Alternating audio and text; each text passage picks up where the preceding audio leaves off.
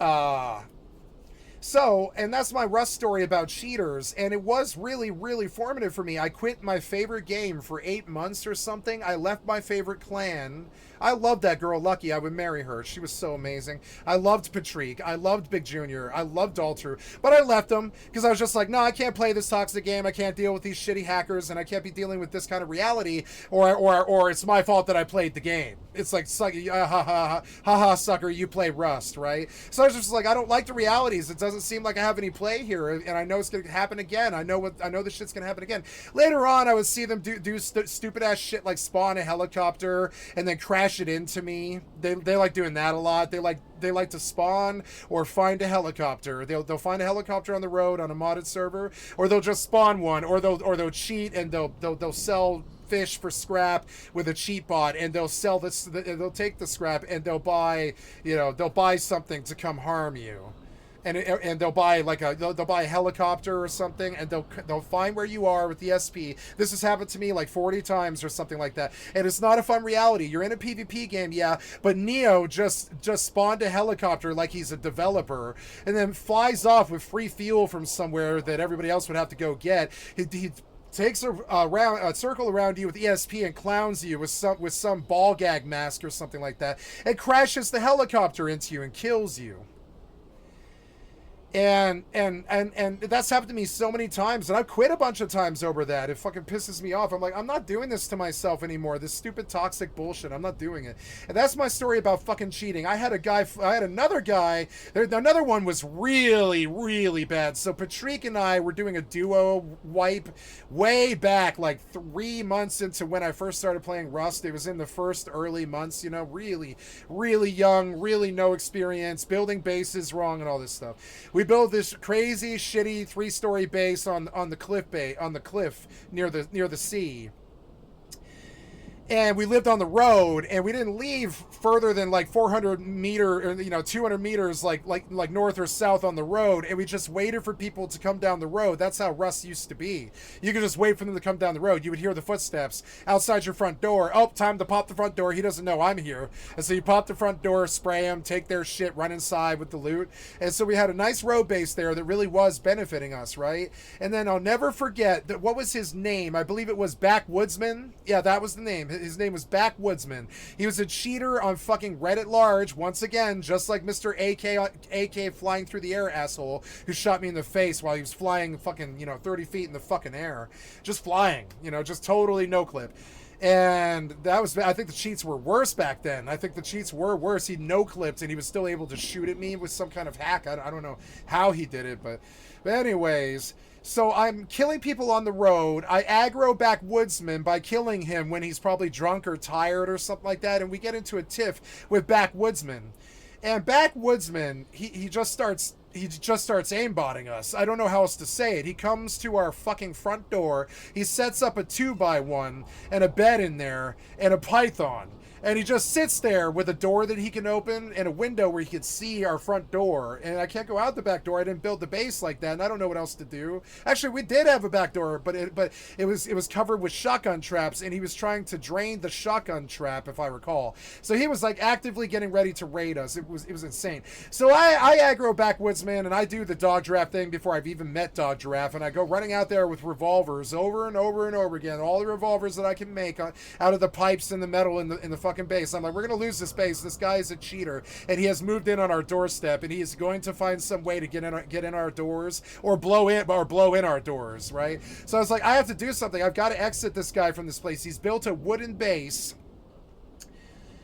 I'll never fucking forget it. I burned the bottom of the wooden 2x1 where the TC is. As I'm looting the wood out of the TC to stop his raid base that he's built, I happened to glance to the right at the cliff, and I watched him shoot in at the speed of fucking light, land on the cliff in a really suspicious way, because he flew through the fucking air and landed on the goddamn cliff. It was insane, but it was so fast. He was moving so fast at the full creative mode speed tilt, and so he zoomed in and I was like, what did I just see? It was like Superman just flew in and landed on the cliff. It was really weird when I saw it. It was like, what did I just see? It was like boom, and then he lands on the cliff, and then he proceeds to waste both Pat and I, and then raid our bases with 50C4. And we lost that base. I was sitting there calling him the F word. This was long before the FA blank word, right? I was sitting there calling him an F it, like for, I don't know, like 40 minutes as he goes through door after door after door. We had like 6 doors or something. So he's just there tapping away at the doors over like 30 minutes or something like that and raiding us. And as he kills us and takes the base, because he's got automatic weapons, we've got nothing but revolvers and pythons and crappy guns because we're prim locked. And I'm screaming the F it word at him over and over and over again, as Rust players are wont to do. Like, get out of our base, F it. What the fuck are you doing? We're 2 noobs. We don't have anything. You've seen what's in our rooms and stuff. You know there's nothing here. What are you doing, F it? Get the fuck out of here, F it. And just calling him an F it over and over again to his fucking face. It was just insane.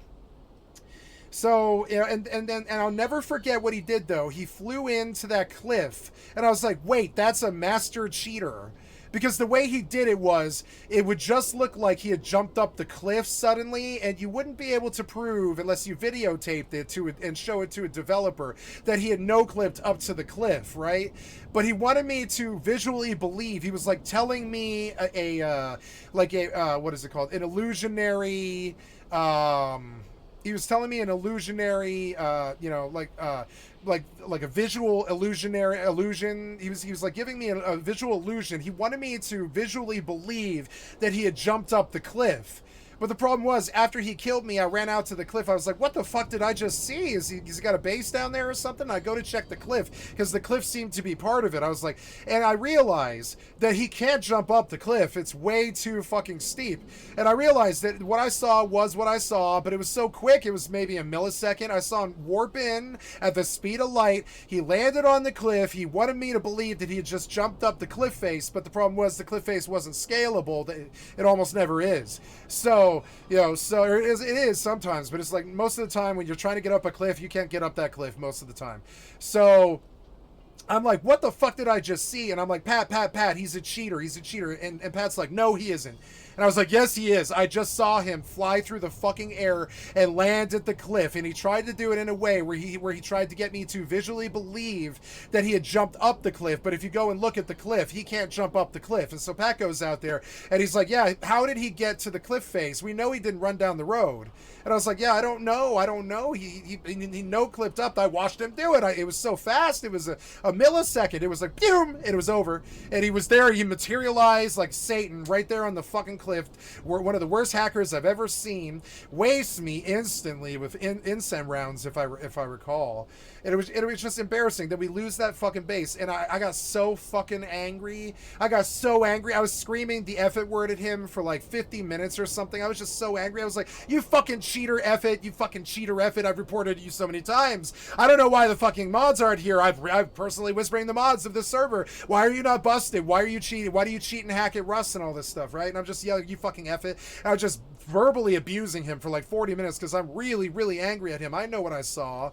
And it was bad. It affected Pat. He was like, Cat, you gotta relax. And I was like, no, this motherfucker flew up to the cliff and wasted me after I successfully raided his raid base. You know what I needed to do. I needed to get all that stuff out of there and get him into our base and seal the base so he can't build in front of us and shoot at our front door because we can't get out the back door. We could get out the back door, but it led to the cliff, so you would have to fall down the cliff into the water. It was insane. So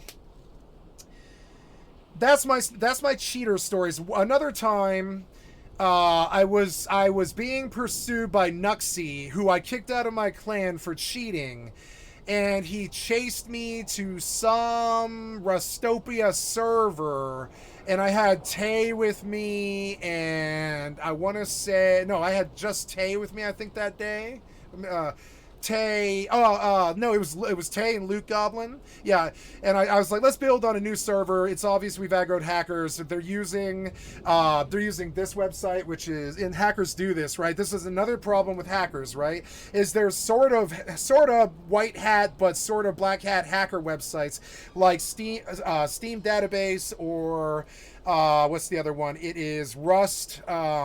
Rust Statistics, I think is the name of it. Something is it Rust Statistics? I don't remember what it is. It's Rust Tracker, Rust Player Tracker, right? Yeah, I don't know what it's called anymore, but it's this website, Player Tracker. You can figure out what server anybody is on through ruststats.io if you pay them money. And so, and the hackers do that. The hackers pay $5 or $10. So when they hit you, they raid you, and you're like, I'm never doing this again. I was raided by a fucking hacker. I'm gonna go somewhere else on a completely different server, and they'll never know where I am because there's 5,000 servers in Rust or something. You would never know where I am. So, but no. I moved to a new server. I'm blocking the stream. They don't know where we are. I am streaming. Tay's in the base. And Tay's going, what the fuck is that? The first thing I hear is Tay going, what the fuck is that? And it was the weirdest thing I've ever heard Tay say. It was like Tay has seen an alien. The way he said it, I'll never forget. He was like, what the fuck is that? Is the way he said it. It was insane. He was like, what the fuck is that? It was like that sheer, really fast surprise, because what we heard was this hacker, Nuxie, or whoever it was, it might not have been Nuxie. I met so many shitty people like this. It might have been Rat Bastard, it might have been Nuxie, it might have been Stream Sniper, it might have been any one of the three. I really don't know, and I don't care. Their names don't matter. But I assumed it was Nuxie because the only person that I had angered at that time was Nuxie. So I thought Nuxie was mad at us, and Nuxie shows up. And he does something that I'll never forget. He starts running around the outside of our base. We're trying to figure out what he's doing. Is he raiding us or whatever? Then he fires off a Tommy, and the mag just doesn't end. And he's running around the outside of the base going with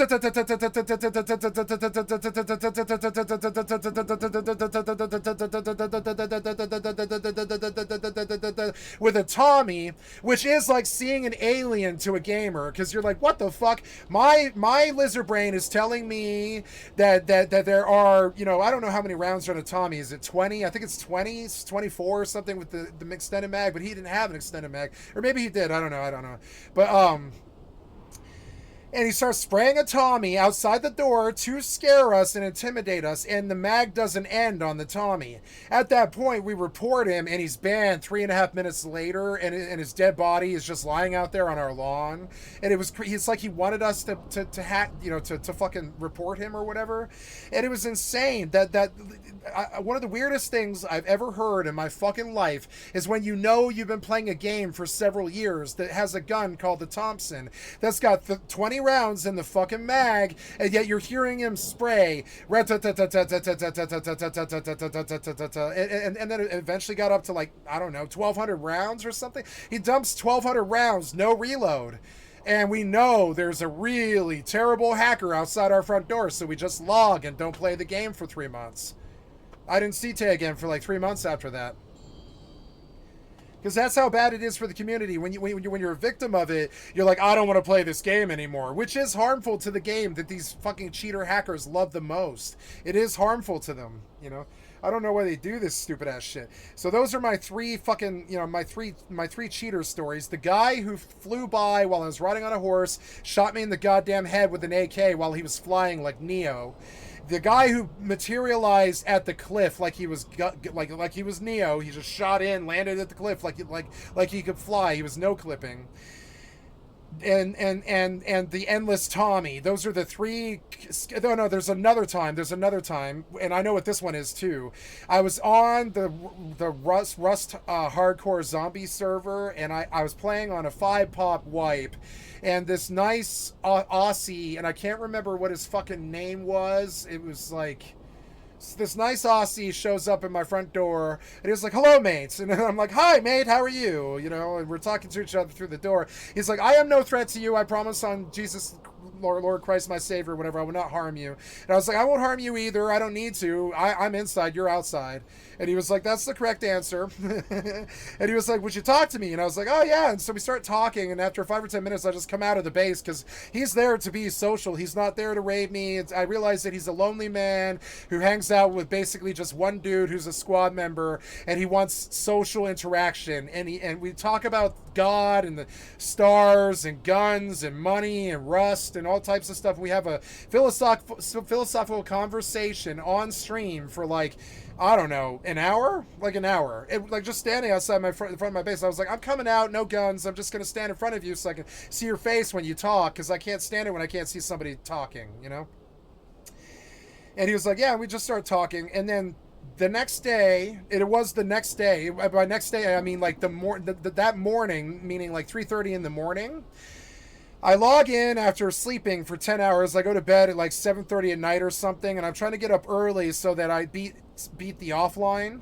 And I come home to, or I spawn in my base, and I go looking around, and I'm like, wait, I can't enter any of the boxes. And I was like, have I been raided? So I go and I check the TC, and no, I'm not. Well, I'm sorry. Yes, I've been raided, but the only thing in the base that was touched, nobody touched any loots. There was no sulfur missing. There was no guns or bombs, or you pick up satchels and stuff on the way, and you convert them into C4 and stuff. Like I had C4 in that base, and any raider who's actually there to do the business of play Rust, they're gonna take your C4. It's like crack to them. They're gonna take that C4. It's a really valuable asset.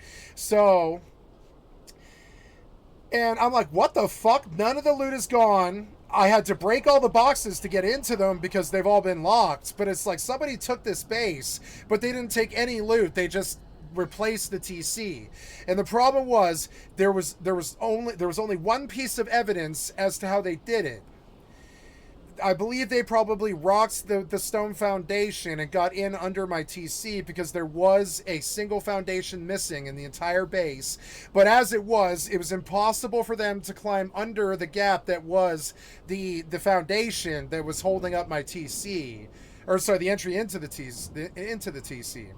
So I'm like, what is going on? I have access to my base. I have all the loot. And I mean, I swear to God, these stories are always fucky and wacky like this. I'm like, well, I've got 10 C4. So I step 3 feet over to the box. I blow into the replaced TC. And I take my base back with the loot that I hadn't even lost. Because the hacker did not touch my loot. And they do that shit because they want you to feel freaky and psycho about it. They want you to feel unsettled and unsure. What's this guy's, motive? What's he doing? Why did he raid me but take no loot? He didn't even take the loot in the TC, I don't think. I think he dumped that in a box, if I recall. So I was able to just take the loot. I was like, why is the loot from the TC in this box? That seems like a weird play. So I just put down a new TC. I blow the TC with 1 or 2 C4. I forget how much it costs. I put a new TC down, and I go sniffing around the what's it called? What's it called? The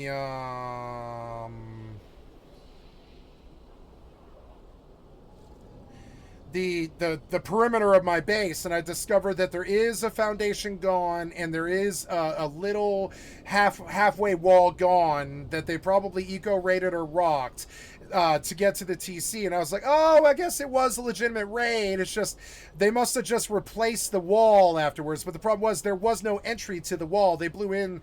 I mean, there was, but but no, there wasn't. There was not a way to get into the base. That's the problem here. That's what I'm getting at, right? There was not a way to get into the base to raid it. There was no evidence that they went back and fixed it. There was no evidence that they put a new foundation down.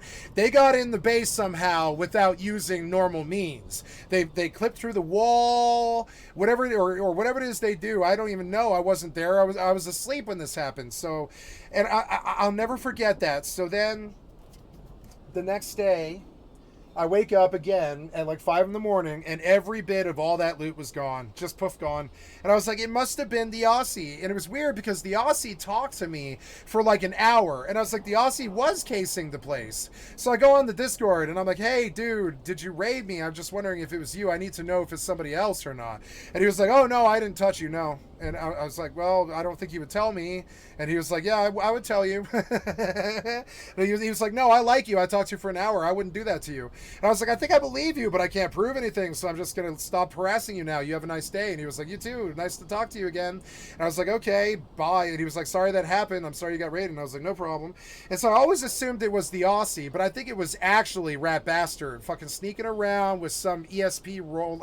I've got like 7 baddies. There was another one that I had called Dime long before maybe I still have Dime. There was Dime. I've had so many of these shitheads. There was Dime was an asshole. He 1v8'd us all day long with a bolty because he just had the roof camp long before we got there. So he just shot us with a bolty every single fucking time that we got out of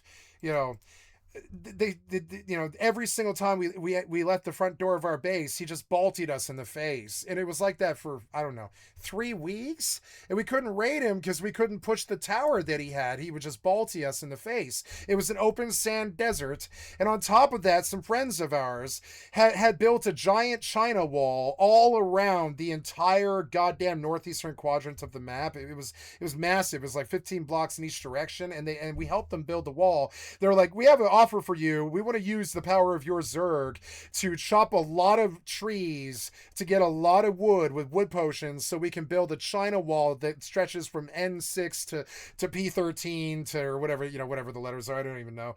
So and I was like, yeah, sure, we'll take your offer. We don't have to bring guns or anything. And he was like, no, we're gonna protect you. We're gonna give you jackhammers and wood potions, and we're gonna ask you to produce us hundreds of thousands of wood.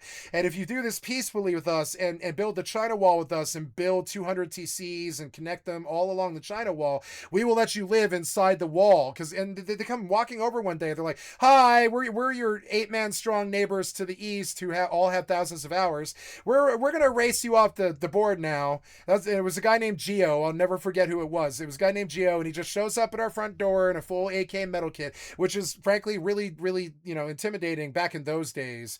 And you're just like, wow, this guy has no fear of standing outside our base with his metal set. He must actually have skill, and he did. And so like, and he's like, hi guys, I'm here to give you an offer. And we were like, okay, say your offer then. And he's like, build the China wall with us, and we will extract your, we will evict your neighbors, and we will let you live as the only other clan inside the China wall, and nobody will be able to get over the wall. And if they do, we'll just kill them. And we have a massive 15 windmill base about 2 blocks, west of you. That's us. And I was like, I'll take your offer. I'll take your offer. You're dead serious? And he's like, yeah, I also worry that you don't believe me. And I was like, I don't believe you, honestly, but we're going to play it. We're naked. What do we have to lose? And it was like, no, come with me. Give me 30 seconds and just walk with me. And we walk with him, and there it is. There's a quarter of a China wall already built. It stretched for 5 blocks or something like this. And we're like, oh, you really are building a goddamn China wall. So, and it was hilarious. So this guy Dime, he was door camping us with a Balti for like 3 weeks, and it was brutal. He must have killed us 2,000 times and just robbed us over and over again. It was fucking brutal. It was frankly like Saruman in the tower or something. He was just killing us. He had the advantage. We couldn't get out the front door. We were prim locked. We didn't have stuff like Baltis and stuff, and it was just fucking crazy. And so Dime's been out there for 3 weeks. I'm yelling the F word at him and screaming at him over and over again for hours and stuff, because he's just balting us over and over and over again, and we didn't do anything to him. We're pacifists, you know. So then he raids us, but he fails. We actually did repel his raid because it's only him versus 8, so we killed him. You know, or 6, I think it was 6 people. So we killed him, and we repelled this raid, but he did get a box of loot out, and he came back, and he died the second time he came in, and we sealed. And we're like, this base is useless. We had to seal the front. We don't have an airlock anymore, and we're not going to have one. This base is useless, right? And so we're like, well, let's move to the cave, which is just a block north, and we moved to the cave.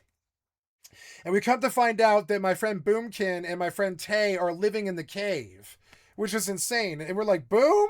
And he's like, Cat, and what are you doing here? Why are you in my cave? And I was like, Boom! I recognized the voice. I said, what, you're in my clan? What the fuck? It's like we're raiding our own clan, basically. We need the cave. We were raided by this shithead named Dime, and he's been balting us for 3 weeks, and we don't have the skill to stop him. He's either cheating or he's just been doing this way longer than us, and every time anybody tries to exit the base, they just get erased with a headshot, and he doesn't miss. I don't think he's missed the entire 3 weeks. He's either cheating or he's just that good at sniping and Rust. And they were like, oh, no problem. We got you, bro. Come look at this base in the cave.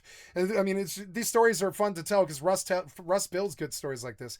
So we're like, we come in the cave. He's like, you can see my base. Come take a base tour. We trust you. And so they bring us into the craziest cave base I've ever seen. It's entirely high qual. It's got 4,000 high qual in there. And he's like, yeah, look at this box. And there's like 3 boxes of sulfur in there. And you're like, what the fuck? You open another box and there's like an entire box of C4.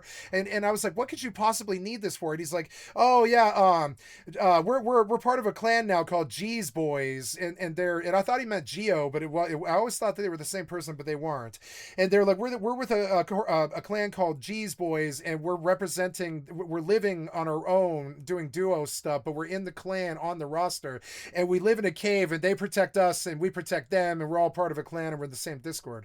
I was like, oh cool, that's a cool situation. And they're like, cat, we were gonna leave this cave base today and just move all the loot in a truck to G's Boys base. Do you want the cave base? And I was like, I mean, I do. I'll take the cave base. We were raided, and we've got an asshole sniper at our front door. And he was like, show me the fucking sniper. So then my friend Boom has us walk over to Dime's base, and somehow Boom does manage to kill him with a Balti, or not a Balti, a Python was Boom's weapon of choice. And he kills Dime, and this was the wrong thing to do. Dime shows up and starts hitting us in the chat, being like, I am going to follow you around for the rest of my living life. That's what he was saying. He was saying shit like that. He was like, I'm going to follow you. And I met so many weirdies like this. I met a guy named Dime was like that. Guy named Geo was like that. Guy named Penne was like that. There was a guy named Ben Franklin. He was like that. They were all psychotic dudes who got kicked out of our pen pals clan for being these psychotic pieces of shit that would backstab you and shit like this. It was just insane. And they would stalk you, and they would follow you around from server to server. All 7 of them did it. Rat Bastard thinks he's special, but no, I've had so many people do this to me. The real problem with it is I can't let it dominate the stream, but I'm so used to it, I don't care that it happens anymore. People pushing you, it's just, it happens. You can't do anything about that. So Dime's like cussing at us in chat, and he's being very serious and scaring me. He's like, I'm gonna fucking fuck your family. I'm gonna kill you. I'm gonna follow you around for the rest of your life. I can't believe you killed me after I sniped you in the head coming out your front door for 3 solid real life weeks. He was like, I can't believe you killed me once. I can't believe you killed me. He was like, I don't know how you killed me, but I will never ever let you write it down. That's verbatim what he's saying. He's like, I will never ever forgive you. He was like, I'm declaring unholy jihad against you, and I am your fucking enemy. He's trolling us, of course, but the way he's speaking was very, very intimidating, because the things that he's saying are extremely extreme like that. And he starts threatening us, and he starts showing up at the front door with an AK and trying to kill us when we come out the back, and all this other stuff. And we're like, oh no, now this guy's like even way worse than he was before. Before he was just, shooting us with a sniper rifle on the roof. Now he's just solo door camping us because we're bad. We're Primlock noobs. We don't know how to stop this guy. We don't have automatic weapons. We've got pistols that we got to shoot him with. He just sprays us, and he's not dumb enough to get shot by us enough to die. He just does peeks, So what do we do to solve this? So Boom kills him. And I can't believe how, we tried to do it for 3 weeks, but Boom was the one that finally killed him, but it was also a mistake. So he declares his unholy jihad, and for 24 real life hours, he just shows up at our front door over and over again. He's verbally abusing my female teammate. He's freaking out and screaming at us and stuff. And it's just insane. All we did was kill him on his roof, and it was like I fucked his mother. It was insane. So I was just like, dude, we didn't fuck your mother. Leave us alone. What is your fucking malfunction? Nobody wants you here. Nobody's fighting you. Nobody's leaving the base. We don't care if you raid us. We'll just go somewhere else. What is your fucking problem, dude? We don't want you in our fucking personal space. And he was just like, nah, fuck that shit. Blah, blah, all this stupid ass shit. He was so angry. So, so I recall that Geo had committed to bouncing the shitty neighbor for me. So I send him a text message on Steam. I'm like, this guy, he's gone full psycho. You can see him talking in the chat right now. And he's like, that's the guy? This guy that's full-blown malding in the chat for the last hour and a half or something like that, just yelling at us in print chat and in vocal chat, just saying nasty words and just freaking out at us. And he's like, that's the guy? I hate this guy. And I was like, yeah, that's the guy. His name is Dime. We can't kill him. My friend killed him, but then he just came out with the Balti and shot my friend in the head and killed him and ran out and took his Python from him. And my friend is the only person in the last 3 weeks that's actually landed a shot on him because he's got a perfect sniper tower. You can't do anything to it. It's just peaks aimed at our front door. And he was there before we got there. We built, but we didn't know how big we were going to get. So it was kind of weird what we did. We moved in on his front lawn, but he went full psycho mode. One of the worst I've ever seen. insane. He wasn't going to let it go. I could tell he wasn't going to let it go. I was like, dude, I'm just not that into you. It's been 3 weeks and you've been fucking harassing us all day long, every day from 5 a.m. till like goddamn 9 p.m. or whatever it is. It's just insane. It's just like crazy. And then they all go to bed because they want to wake up at 4 in the morning to offline you. And so it all ends at like 9:30 at night or something. That you know, that's scary too. It's kind of like the toothbrushes scraping at night in jail, right? That's the metaphor I will use. When they all disappear off the server at 9:30 at night, you know they're going to bed to wake up and rage you at 4:30 in the morning when you're asleep. And so then that causes terrible paranoia, really, really bad paranoia. So... And I'll never forget what happened. I messaged. I don't believe it was Geo. I messaged Penne, and I was like, "Would you guys actually hold up your? We helped you. We're gonna help you build the wall, but you got to do your side of it. Help us evict your neighbor." And they're like, "Wait, we get to raid somebody? Yeah, we like to raid people. You want us to come raid this guy?" And I was like, "Yeah, bring some people and come raid this guy." So they roll in 8 deep against Dime, and they foundy wiped him. He only had 2. Sorry, he had a 2x2 foundation and no wall, and he had ladder jump ups because he had a sniper tower built to be like a sniper tower. And then and our friends at the time, they later became our mortal enemies. They were terrible shitheads. They really were. They attacked us and did the exact same stuff to us that Dime did to us for like days. They just chased us from server to server, like the Io being chased by the gadflies in Egypt and stuff. It was just insane. They hounded us for weeks and weeks and weeks, and we transferred from server to server to server. We couldn't figure out how they were doing it until way later when Tay told us that he figured out that there's this website that you can just pay $10 to, and it will tell you what server somebody is on. So then you can just go to that server, watch a stream, or run around till you find the people, shoot them or kill them, and then you just follow them home and you find where their base is, and that's what they did. Then you build outside their base and you start harassing them and screaming at them in the fucking voice chat. That's what they did to us, and that's what Geo and Penne and Ben Franklin and all of Geo's boys. I met G's boys and Geo's boys, both that wipe. So we move into the cave. The cave is mega rich. Boom leaves us with half of the loot in the cave. And that was more loot than any of us had ever seen in our lives, which was fucking crazy. It was a mindfuck. We're like, "You don't want this?" And he's like, "No, we don't want to transport it. You go right ahead. Spend it in good health." He was like, "Enjoy. Have a good cave base. Nobody can get in here. I promise you, this is impregnable. Nobody on this server can get in this place except for us and one other clan. So if the one other clan shows up, just call us and we'll counter that one other clan. We're trying to kill that other clan." And I was like, "No problem." So we end up with a free... This is the sort of crazy shit that happens to Rust. We ended up with a free... perfect cave base made of high qual with stuff with guns and sulfur and shit. And then our friends who were building the China wall, they come in, and after 3 cold, long, hard weeks of fucking harassment and screaming and bullshit in the voice chat and terrible harassment from Dime, they evict Dime in 5 minutes. And I warned Dime too. It was one of the greatest, most edifying things that's ever happened to me. I said, "Dime, you will no longer have this base in 5 minutes." And he was like, "Bullshit, you fucking liar. What are you talking about? You guys don't even have any bombs." And I was like, "Dime, you're going to lose this base in 5 minutes. I swear to God on my father's grave." And he's like, "What are you talking about, you noob? I know you don't have any bombs. Shut the fuck up," and all this shit, right? And I was like, "No, Dime, you're going to lose your base right now. They're coming." And he was like, "What? You're full of shit. You scrub ass primlocks are not going to fucking come. The only thing you do is come in each other's butts and stuff like that." That's how he would speak. It was disgusting. So I was like, no, you have about 5 minutes to live. And he did. Geo's boys came rolling in 8 deep with AKs and bolties and L9s and snipers and shit and bombs, lots of C4 and stuff. They blow in his base in something like 7 minutes. It was 7 minutes. We got to eat pop. Lucky went, and she was like, Cat, I have to go make popcorn." And she did. We were just looking out the front windows at Dime's base, and she was like, Cat is coming, isn't it?" And I was like, "It is. There's an 8-man coming to stop this fucking asshole. It's going to be the greatest thing we ever see." And then she was like, "Are you serious? They're coming?" And I was like, "Yeah, they're coming. He committed, and we're going to build the wall. And so, we're going to help him build the wall." She's like, "Yes, we are.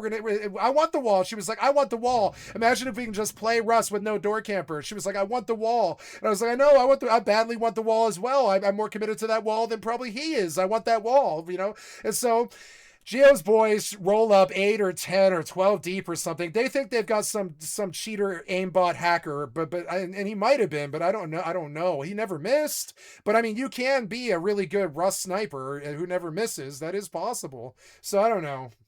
And so they evict him 5 minutes, and they don't even take the loot. They're just like, they're like, the second time that wipe, somebody says, spend it in good health. Lucky inspired really good wipes for whatever reason. Girls inspire good wipes because the dudes are all like, oh, it's cool people who actually know girls. So they give you stuff. They treat you well. They're like, oh, you have a girl in your clan? That seems really cool. Most girls won't talk to me or whatever. They have that attitude too. And they're like, oh, I want to treat this girl. She sounds like she's got a cute voice, and they give us stuff. It's insane. And they're giving us bases and all types of shit. Lucky was like a lockpick. Lucky was like a lockpick. She didn't need to raid. She just needed to talk to the person, and she could talk her way into the base. I've seen her do it a couple of times. It's hilarious. So, anyways, where am I in the story? So Dime gets evicted, and he's like, I can't believe you actually raided me. He's yelling in the chat. He's like, I cannot believe, in all caps. He's like really giving us the actual, like, I am triggered thing. He's showing us that he's triggered. It's insane. He's like, I can't believe you managed to raid me. I would have assumed you would have jumped to the moon first, kind of stuff. And I was like, well, I warned you. I was like, it's coming. You better get out of that. I was like, you better run now. That's what I said to him. I was like, you better run now with your little effed ass sniper rifles and all your sulfur and stuff, because you've got 5 minutes to live, motherfucker. And he's like, I've been here 3 weeks, so I'm not going anywhere. And I was like, okay, fine, lose all your loot then. You know, and he did. He lost everything. He was really, you know, he was farming us for 3 weeks. He had a lot of shit in that base. We got it all back. We got it all back, baby. Everything he stole from us, we got it all back. He raided us, took everything we had. We had to rebuild at the same place. We didn't want to bow down, so we didn't leave. But we tried to socially engineer our way and exit out, which was the cave. And we were stressed. We didn't have anything, right? So he gets foundy wiped, which was just insane, and it rains loot. They're like, watch, it's gonna rain loot, and 8 guys run up and they start chucking C4s at the base of his tower, because they're like, look at this incredibly bad tower. That's what he said. Geo was like, look at this idiot's tower. He has no pancake layer at all. And that's what they say as they walk up. We can hear them because they're about 40 meters to the south. You know, we can hear them. We can hear Geo talking to his teammates and to Dime in the voice chat. He's like, what is wrong with this piece of shit base tower that you built? You're giving these noobs trouble. What the fuck's wrong with you, you shithead? We're gonna foundation wipe you. The sound of this, you know, he already killed him and stuff. And they did. It rained loot. It was a big tower. It was like a 2x2 made up about 5 levels, and at the top there was windows. And all he was doing was baltying people. It was a really basic tower, but it was hard to penetrate because it's got so many doors, and it's got an upper stairway, and it's hard to get in there if he's trying to shoot you, and there is doors that you do need to raid. We wouldn't have had the skill to go up the stairs if he was shooting down them. So, and he had the peak. There was no way we were going to push up the stairs. He would have killed us doing that. So we were like, we can't actually raid this guy. And so the solution was they took a look at the base, and they're like, well, we have a lot of boom. We're not going to climb this base. We're just going to foundation wipe it. He's been an asshole, right? I was like, look at the chat. Look at the chat. He's screaming in the chat right now as we speak, calling us F words and all types of crazy shit. He's a psycho, and he's been harassing us for 3 weeks. We have not done anything to this man. He raided us twice. He's been harassing us forever. And he was like, yeah, I don't like this guy. All right, guys, boom him. It took like 7 minutes or something, and he was like, all right, guys, well, let's foundation wipe him. Dime is listening to this the entire time. He's just up in the tower. He can't do anything because we're not in the peaks, and there's a sniper covering the tower who actually has skills, so he can't actually do a peek to try and kill us at his base because the L9 sniper from Geo's boys is covering the tower. I love stories like this, and this is how this story went. There's no embellishment or anything like this. And so it rained loot. It was one of the craziest things I've ever seen. They threw C4s simultaneously, like fairly close to each other. They're like, all right, start, send it. And they started throwing C4s at his foundation. It was insane. And boom, that bitch ass tower came burning fucking down like 9/11. It was one of the most beautiful fucking things I've ever seen. Down comes Dime. He dies of fall damage as they spray him with machine guns as he falls. I'm not kidding. Down comes Dime from the piece of shit roof camper tower, and they're shooting him in the chest as he's falling because they know where he is. He's up there in that tower in a 2x2. So if he falls as they foundation wipe, they know where he is. So they're spraying him as he falls through the air as the base crumbles. It's insane. And he was dead before he hit the ground. Those guys were actually really good. So, and then we just loot everything. Like, we have 6 people. Geo's boys are like, I'm not interested in this loser's loot. It could only taint us. And they're just like, hey, will you show up in an hour and help us with the wall? And I was like, yeah, we'll come right now. You need us right now? And he was like, yeah, actually, I wanted to give you some time to move this loot, but come back in an hour and help us build the wall. So we did. That was before they went full psycho mode, like Geo and fucking Penne or whatever, and Ben Franklin and all those boys and Geo's unit, whatever it was, and they went fucking crazy for whatever reason. Like we played with them on the same server, and we were friendly again, and we built an alliance with them, and we're like, we could stand to benefit. We'll help you build a wall every wipe or whatever if you help protect us, and we'll just live in the center of the big area that you build, and you can live by the wall if you want, and we'll just protect your wall for you. And this is actually a really good situation, because after he built the wall, the last 10 days of the wipe were the best time I've ever had in Rust. There was no door campers, no roof campers. It was a busy fucking 300 pop server. There was no people, no snipers, no hackers, nothing. The wall did shut them out. There was proof that they were constantly trying to sap the wood wall. So every day Lucky would go out and run the whole perimeter of the wall, which took 40 minutes or something like that. Lucky was their watchdog, and she was like, I'll fill the wall. And so Lucky was so sweet. She would just run out to the wall. She's like, I'm naked, I'm gonna run the wall. And she would run the wall for them 2 or 3 times a day and just make sure there wasn't any holes in it, because it takes 40 minutes to run the goddamn wall. It's a big concentric circle, so it takes a really long fucking, or square, I mean, and it it takes a really long fucking time. So, and it was a good wipe for 10 days. We just didn't get killed again. We had the cave base was in perfect order. It was an impenetrable base. Even if helicopters had flown in, it would have been amazing. And then, but that guy Dime, it goes also to the sort of community of cheaters, right? That guy Dime had the cheater attitude. He spoke the cheater words. He made the cheater threats. He didn't miss with the Balti the entire goddamn wipe, and we didn't kill him once either. Until Boomkin got him 3 weeks later. We had been trying to crack that lock. We were like, how do we get this guy? We can't get him. We'd have to fire incendiary rockets into the thing. But if we fire rockets, every big, large clan in the whole area will just descend down on our base and raid us. So, we just didn't have the tactical ability, or not, well, skill, ability, and availability that we needed to get that guy off our doorstep. He just sat there for 3 solid weeks. It sucked so bad. It was the worst PvP engagement I've ever been in.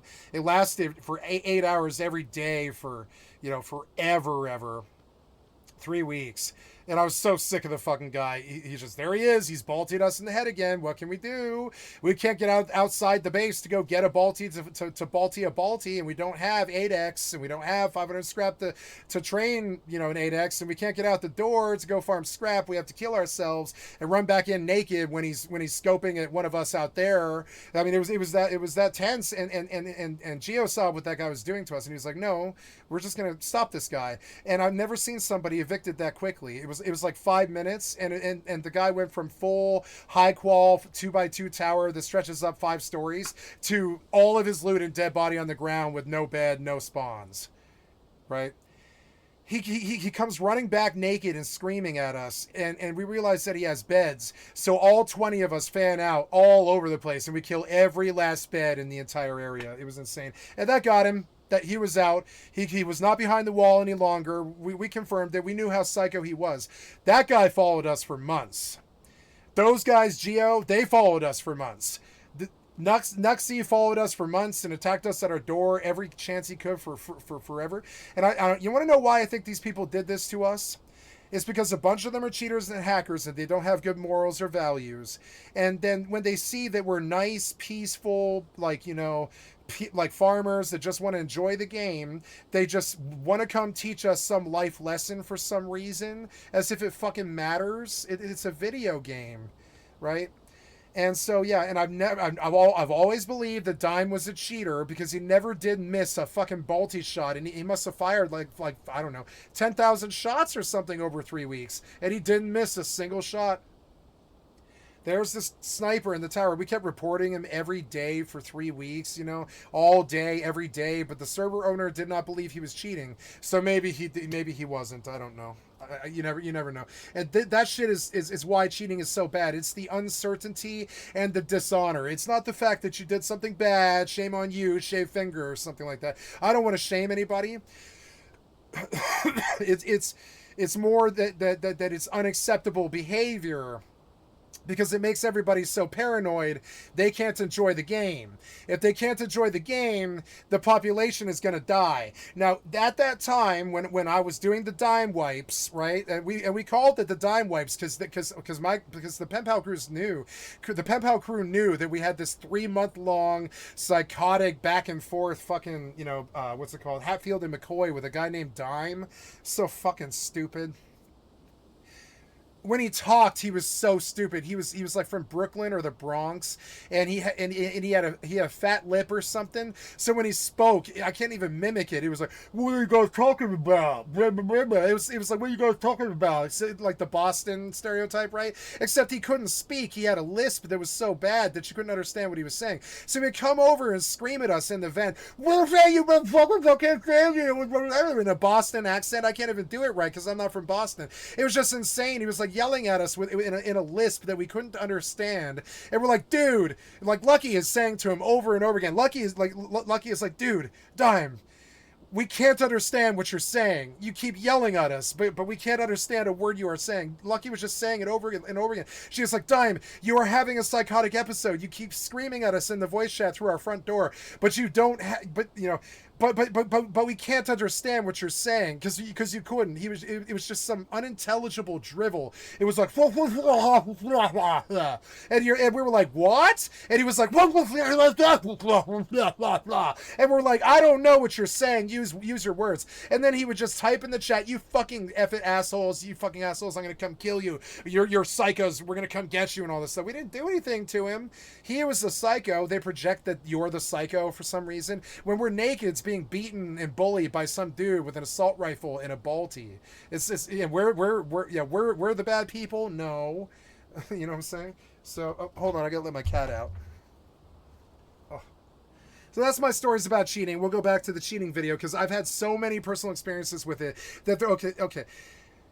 I can never prove this, but I swear to God, when Dog Giraffe left our clan, he went crazy in a tower just like that, like Dime, and he forced us to push him, and he kept wasting everybody. Like 30 people came to our front door because they found out that we had a girl in our clan, and they were just like, girl, never talked to a girl before, a girl, I must harass her and be sexist to her because we're alt-right pipeline shitheads on Rust, and oh my God, it's a girl, I've never met a girl before, I see them as school, but I've never talked to one or whatever. It's like that sort of crazy attitude. They show up sniffing like, "Oh, will Lucky come out? Will Lucky come out?" and all this stuff. It's just insane. It's thirsty men. They're like men's. They're like not thirsty hoes. They're like thoughts. They're like male thoughts. They're so weird. So like.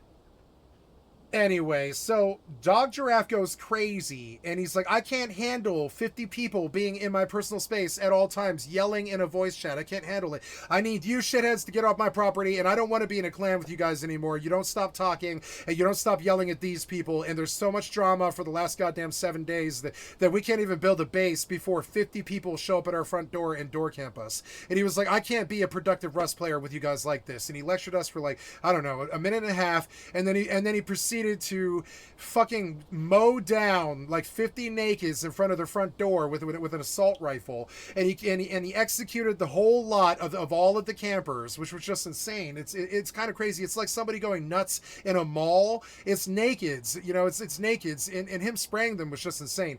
So then he reneges on us. He locks us out of the base. We've been within his clan for 2.5 fucking years, and we didn't wrong him. We didn't raid him. We were his best friends. We didn't do anything to him. He goes psychotic. He goes crazy. He locks us out, and then he did the nastiest thing I've ever seen anybody do to anybody, and it's weird because they remained friends for a long time after this, too. Lucky chose to stay friends with him, but he went over to Lucky's garage and he destroyed all of her artwork. He broke all of her artwork with an assault rifle, and she was in the Discord crying, and she was like, "Why are you doing this? Why did you destroy my artwork? What's wrong with you? I'm your friend. I've never done anything to you." And he had this psychotic break. So he builds a tower on our base because he can. He's just up there. He can just build a tower up there on the roof. He builds a tower on the base that's like 4 stories tall. And he holes up in a sniper roost like a crazy clock tower loon. And he proceeds to just mow down 100 people.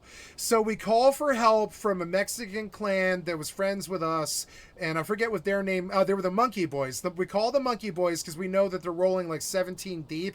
And we're like, our clan leader, he's gone psychotic and he's locked us out of our bases and incited us. He's built a sniper tower and he's shooting everybody around us. And he's getting like 50 kills an hour, in like an hour or something like that. And it's been like this for like 12 hours.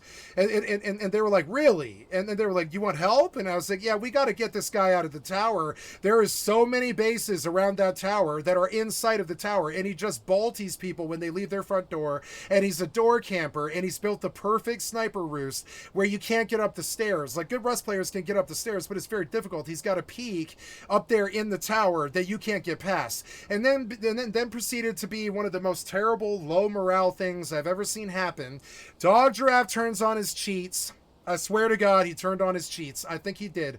And he proceeded to murder like 120 kitted dudes who were trying to get up the fucking tower. We never did get him. The Monkey Clan, they just gave up. They were like, we can't keep feeding this guy kits. He's not even looting us. He's just leaving the dead bodies on the ground. They're going to disappear. But we can't get up the peak. He's got a perfect peak. If he gets up, if he shoots at the right time as we creep up, he just kills us before we can actually get the lethality of damage that is required to get him off the grid. He's like in an impenetrable position, and he set himself up like this, and he had been studying stuff like this for years on YouTube and stuff, so he knew how to do it. And he blocked all his friends. He incited Lucky. He destroyed all of her art and broke her heart and made her cry like a little girl. She was 22 or something. What are you gonna make a girl cry for? She was your best friend, you fucking idiot. Why did you destroy her art? So I'm like, fuck you, Dog Giraffe. I was like, you are a fucking girl. You are a girl. You keep talking about how she's a girl or they want to talk to a girl, but you are the girl, Dog Giraffe. You're up in some sniper tower, like the bell tower, asshole. You're killing all of your fucking friends, people that have played many wipes with you. You're killing all of your friends as they try to get up there and stop you from roof camping like 15 clans or something. And I was like, you are the girl. I was like, you like this drama. And he was talking to me at that point, but I made that point and he went dead silent. And I was like, you like this drama. You like shooting people in a bell tower. You are mentally sick and you like this drama. You broke your best friend's artwork that she spent hours and hours making. You broke it. You just broke it, right? Like she did something to you, but she didn't do anything to you. She was sitting in the base when you shot her in the back and decided to incite us. Like, what the fuck is that shit? Dude, when he decided that he was like done with us and he was done with all the people that would follow Lucky around, he just shot Lucky while she was standing there up there in the living room, and we hear Lucky screaming in the Discord. She's like, why did you shoot me? And she starts laughing because she thinks that it's just some joke that he's like, it was so tragic. She was like, it was so tragic. She was like, why did you kill me? She's laughing at first because she thinks that he's just playing a game with her and killing her like they do all the time.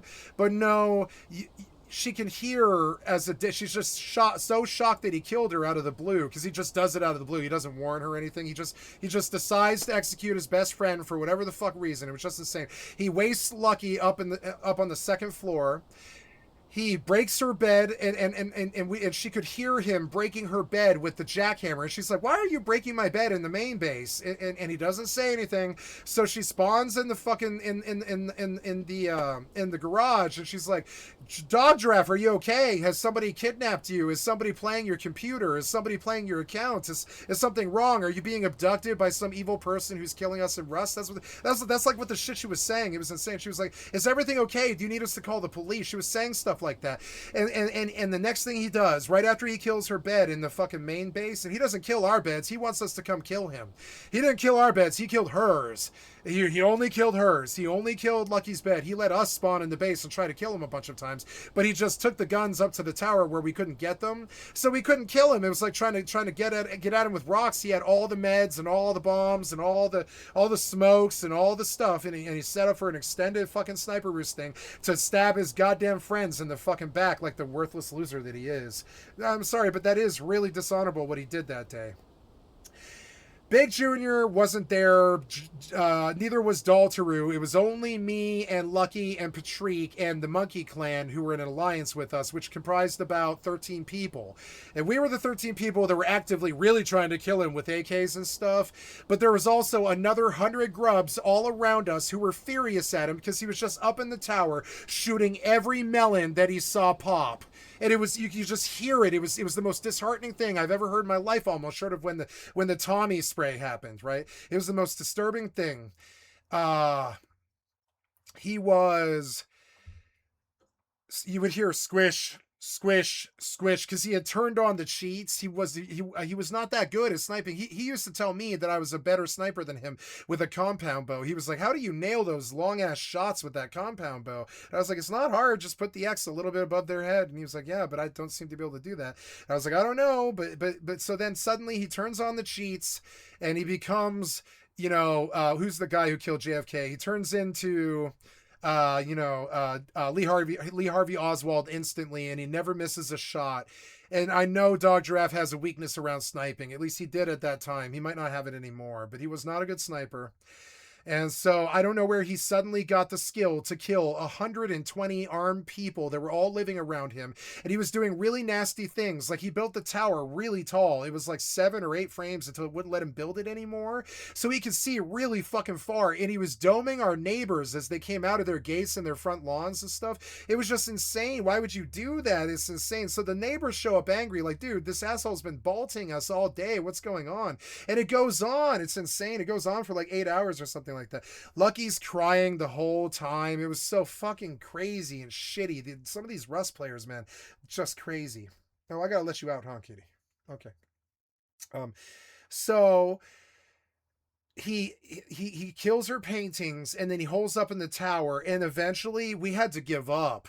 No, none of the 120 people could get up that tower, and there was people going in there with not chain guns, but the equivalent at that time, not HLMGs, but they were going in there with like assault rifles that were suppressed. They were trying to smoke him by tossing smoke grenades in the window, but they just couldn't get the dome headshot to actually remove him off. And he was yelling stuff like, "I've got 200 meds. I've got 5,000 5.56. I've got 15 Balties. I've got a repair bench." He did have a repair bench too. He was just like, Jesus. He was like, "I'm gonna sit here for hours and I'm gonna kill all of you." It was the most psychotic thing I've ever seen somebody do. I never spoke to him again. Lucky chose his side for some reason, but honestly, I've never seen somebody do something so cruel to a girl as what he did to Lucky. He had watched her. He used to sit next to her and watch her paint, because they were like, they weren't together. He was married, but they were best friends and stuff. And he would sit and watch her paint for hours during that wipe. He would just sit and watch her do it, and to go and kill the paintings afterwards. Dog Giraffe, he used to say that his parents were a member of a death cult that had a terrible occurrence. Excuse me for just a second. Hello? Hey. Okay. Oh yeah.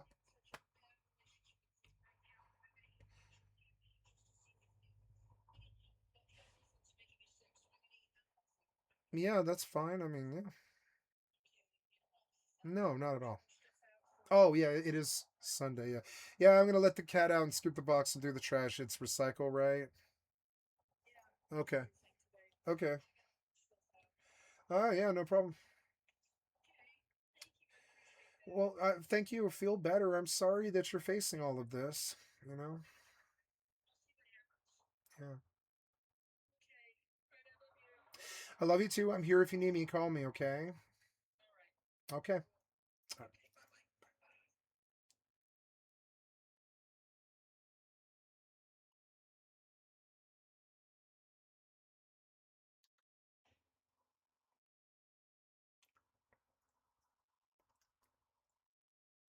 Okay. So I'm sorry, guys. I have to take a small break here while Oh yeah. I will take a small break here while I go take the trash out, which I have to do every Sunday night, and I have to scoop the cat box, and I've got to grab food. So it's going to take probably 5 to 7 minutes here. I'm going to step away. I'm terribly sorry.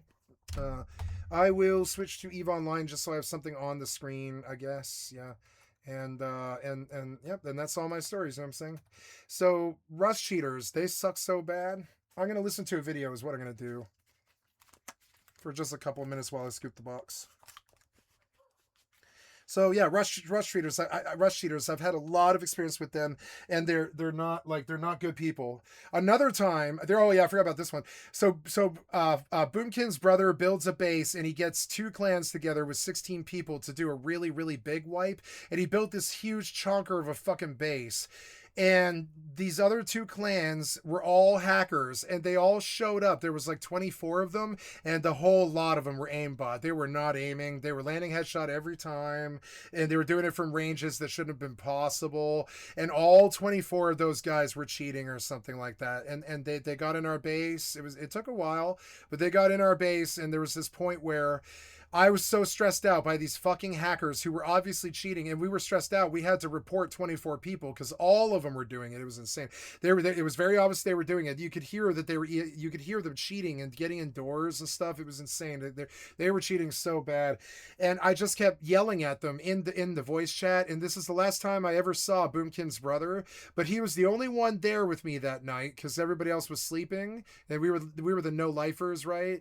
And I was repelling the raid with him 2 versus a 24, and it was so disheartening that I was just trying to win the verbal war because I was like, no dude, we can't beat 24 people with just you and I. And he was like, well, not with that attitude. And I was like, no, no, they've got 2 raid bases. We need to admit defeat. They've got 2 raid bases. They've got spawns. They've got 24 hackers or whatever it is. It was a lot of people. It was like 24. So he was like, it was I'm sorry, yeah, it was 16 people. It was 2 8-man clans. Both of those clans were cheating. They had a China wall too. That wipe, they had a China wall too, and it really affected us. It sucked that China wall went up. So they show up and they raid us for like 4 hours, and he keeps sealing. Like, he is repelling the raid, but and you know, Boomkin's brother, what's his name? I can't think of his fucking name. I'm sorry. So Boomkin's brother is repelling them. He keeps sealing on them and laughing at all 24 of them, being like, I just sealed high qual. You have another, you got another 16 C4. And they're like, yeah, but we got to go back and get it. And it's like, I'm going to keep sealing on you. And he did. He kept sealing for like 3.5 hours or something. He's like, this is how you stop a raid. You just keep sealing over and over to the point where they can't blow in your base anymore, and then you rebuild. But no, somebody turned on the fucking cheats, and somebody flew up to the peak while I was trying to repel somebody, and I opened the door to go out in a peak where they wouldn't have been able to go, and there's a dude standing there, and he got in the base. And I was like, well, I let him in the base. And he was like, what? And I was like, yep, I let him in the base. He was on our roof. And he was like, he was not on the roof. And I was like, yeah, he's in our base right now. You can hear him running around. And he was like, you let him in? I was like, yeah, because he can't reach where he got. Yeah, I've been running out this door for 3.5 hours during this raid, and they don't have this part of the base. There's another 5 doors in between this and the top of the roof. Like, they don't have this door. I've been going out it safely for 3.5 hours. That's how I've been trying to repel the raid. They don't have this door. But then, sure enough, he comes, no explosions, no raiding on the roof of any kind of form. He ESPs through the fucking wall. He door camps. I opened the door and I let him in the base, which was so fucking bad.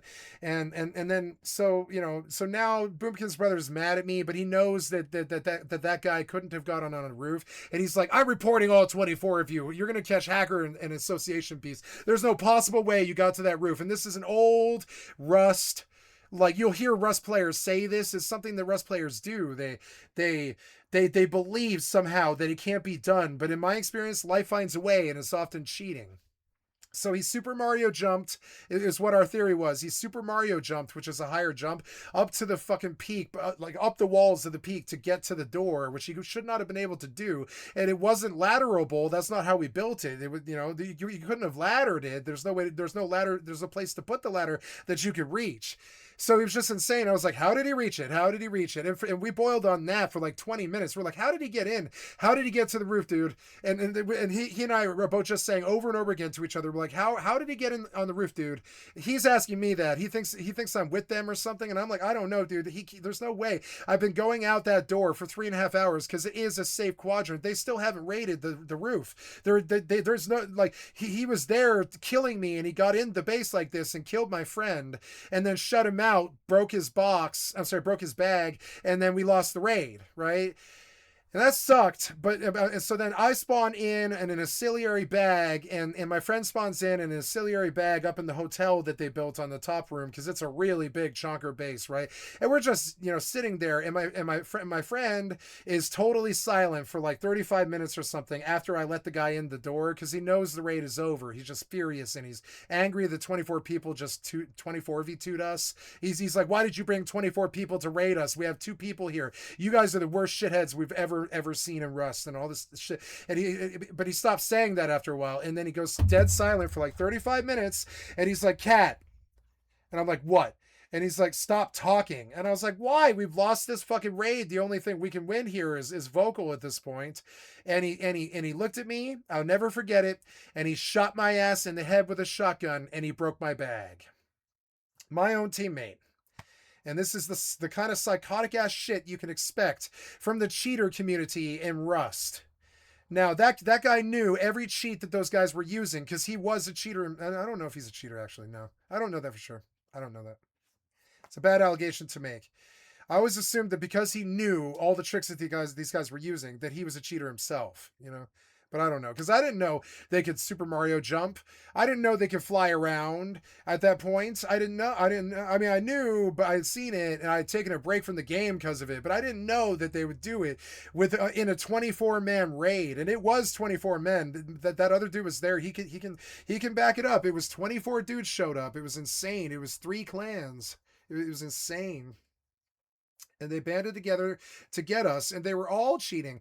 Another thing that they did is they were somehow putting TCs all around our base, and in places that they shouldn't have been able to put them, right? There was like a graveyard of TCs that they built outside of our base. It was just crazy. So then we were inspired by this. We were like, what if we just build a wall? What if we, it went on for hours, it was just insane. So, and 24 cheaters, they were cheaters. At least 16 of them were cheating. I could hear them cheating. They had like endless mags. I could hear them jumping around on our roof up there, but it's not like they've got a helicopter or ladders to the roof. They're just on the roof like they flew up there, like they're Icarus or something like that. And when you hear stuff like that your brain tells you is not possible other than cheating, it's this terrible effect upon the community that is terrible for video games. I don't actually care that they cheat that much. It's the problem is that the morale tank that happens afterwards kills games like Rust. And I'll show you the numbers. It is true. Like you can always see what Rust's pop is. Excuse me for just a second. I dropped my mouse.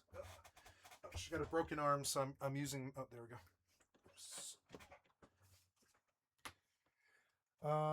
Are you hungry? I don't know. Should I feed you? I think I should feed you, but I'm not going to do it yet. So yeah.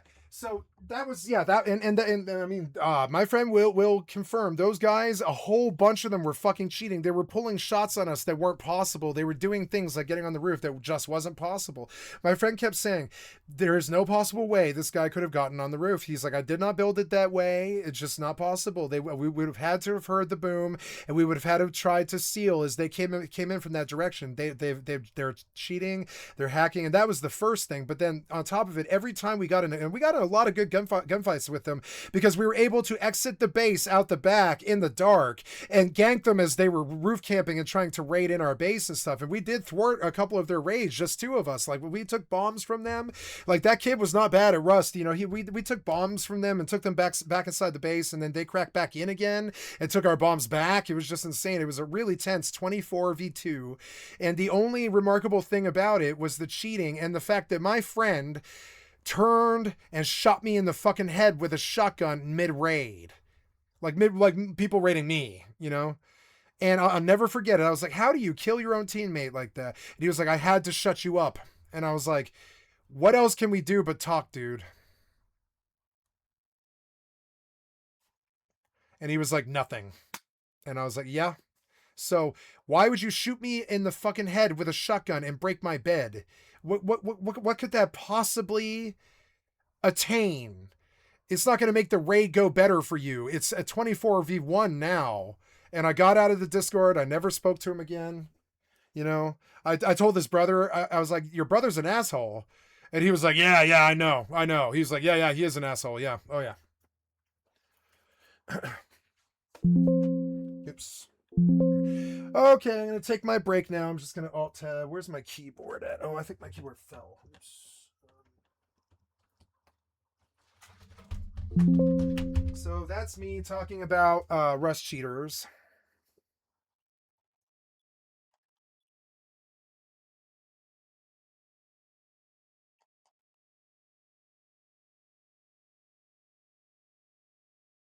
Oops.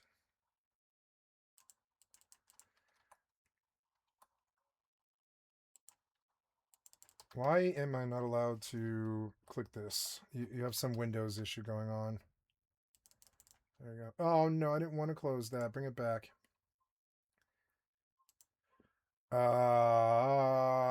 Tab groups. No, history. I want to open those 8 tabs again. Restore the window, please.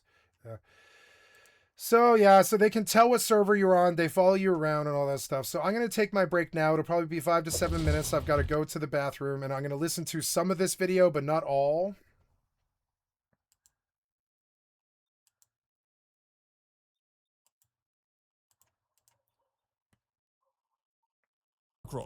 Which let you create custom scripts that completely disable recoil in game. That's why the Bloody and A-Footage mice have been permanently banned in Rust since December 2019. But no worries, you can buy custom scripts for any mouse and any weapon. What's more, you can even adjust how the recoil feels. You can either completely disable recoil and fire all your bullets at a single point, or adjust the recoil to a minimum to make it look as realistic as possible. But the worst part is that these scripts are really hard to detect with any anti-cheat, and some players take advantage of this, claiming that scripts aren't actually cheating. And as far as I know, quite a few streamers and YouTubers use this kind of assistance. So the next time you see those crazy highlights from streamers, think twice, is that really their skill? And finally, we have ESP cheats, or extra sensory perception. This is the most terrible and dangerous type of cheats. This includes absolutely everything imaginable: fly hack, speed hack, debug camera, aimbot, trigger bot, spin bot, wall hack, and many other terrible things. However, there are 2 bright spots here. First of all, these cheats are mostly sold for money, and not a small amount. So you can't just go to some random website and download one for free. Second, these cheats are quite easy to detect, both by the in-game anti-cheat and by the server-side anti-cheat. And don't forget about the server admins, who are always keeping an eye on all players. And any player who just flies around the map or climbs walls will be banned very quickly. Why someone would use these cheats generally comes down to 2 factors: ego and profit. When it comes to ego, you mostly find people who lack the skill to be good at the game. To compensate for this, they end up downloading programs from shady forums on the internet, sometimes even paying for them to make themselves feel better than they actually are. They basically do this just to prove that they're worth something. When it comes to profit cheaters, it's a completely different story. Profit cheaters can be both. the ones who create these cheats and the ones who use them for profit. And when I say profit, I don't just mean real money, I also mean an in-game advantage. If you look at Rust, you can see that the game has an average of over 100,000 people playing it every day. If the cheat people want to buy costs only $10 a month, for example, that can quickly turn into massive amounts of money for its maker, even with the tiny percentage of players using it. But let's be realistic. In Rust, the price of a cheat can run into the hundreds of bucks, so it's really a gold mine. On the other side, we have huge clans who replace real life with Rust. For them, it is absolutely essential to gain the maximum advantage over all competitors, and the only way to achieve this is to buy cheats for several players in the clan.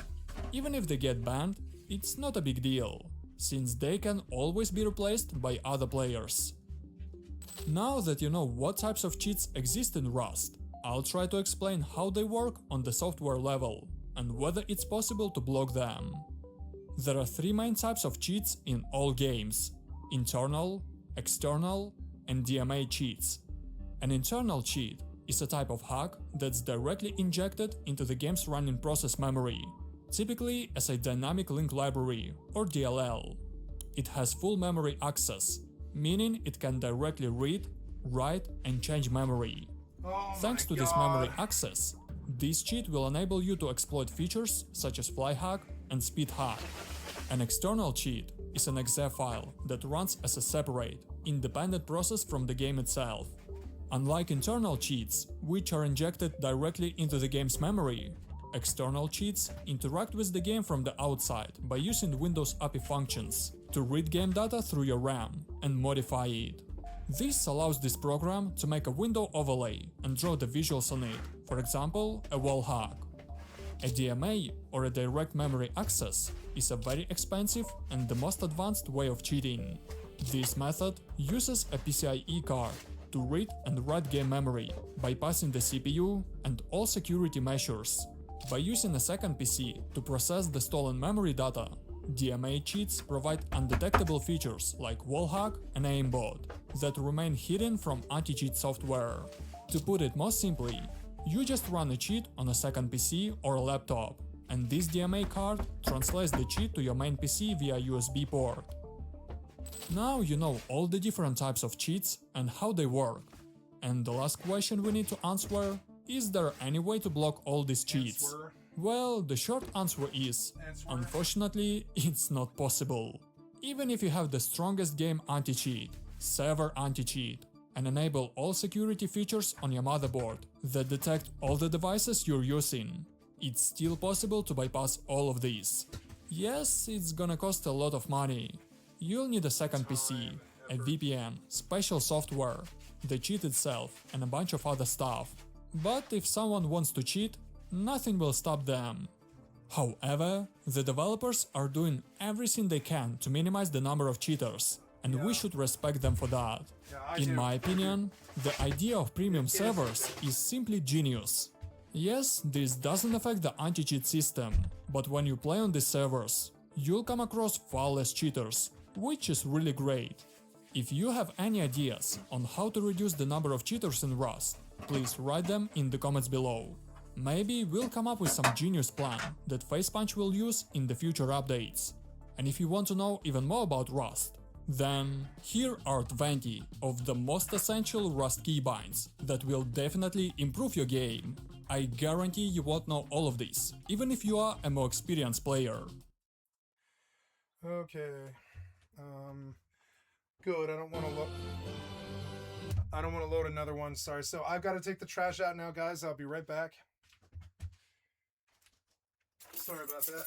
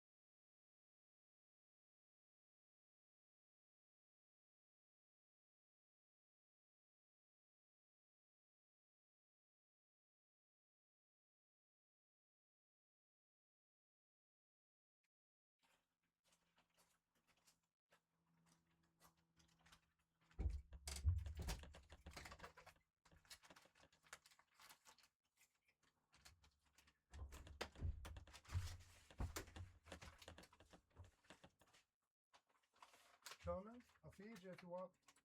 No? Alright. Oh, I'm not sure this is your left hand anymore. Right hand anymore. I need that too. Ugh. Ugh. Ugh.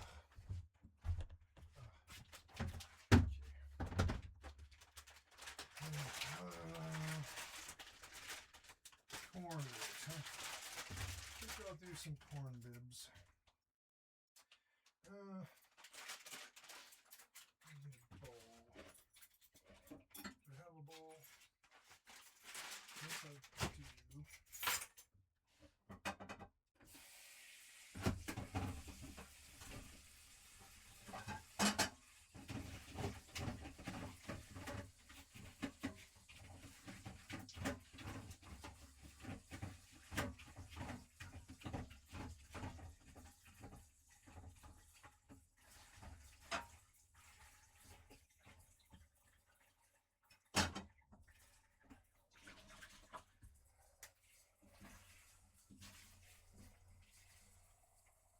How was that?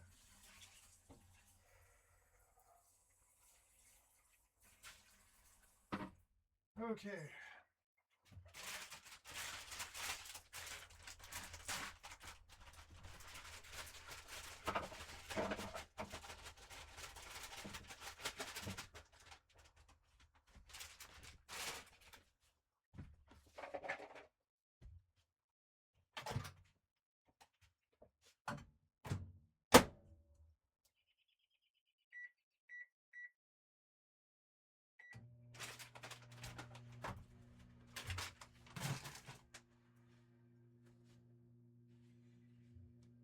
I wouldn't mind sausage. Yeah, maybe I will actually cook some sausage.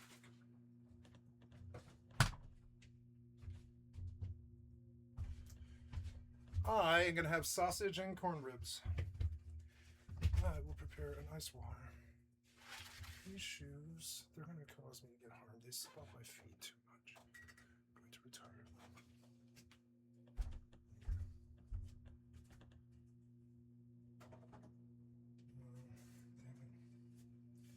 Damn it. I guess I kind of have another load. Fuck. I do have another load. Son of a bitch. I have another load. It's gonna go up there. It's stupid not to take it, which means I lost more time. Damn it. I'm gonna get my shoes on. I'm gonna get the keys. And if I did, what would I do with them?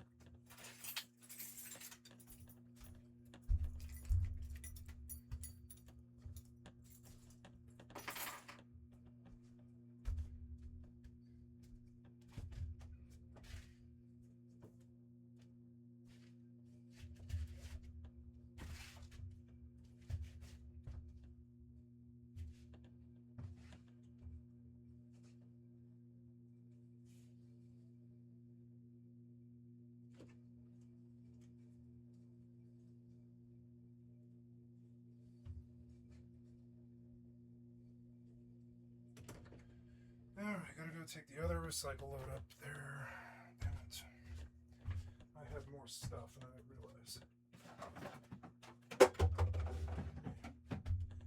Okay, cram this in here. Sit down.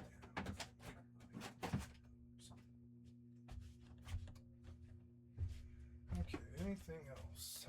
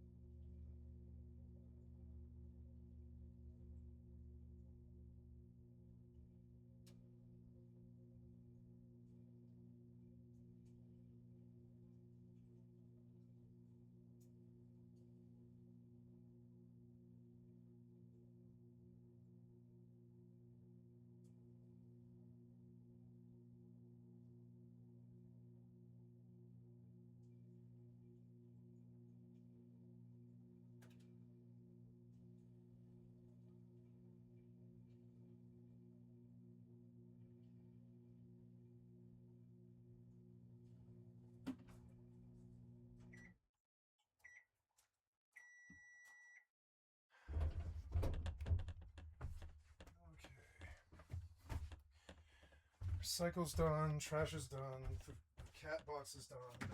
Okay. I'm gonna cook some sausage as well, so I have some protein. Maybe I'll have one.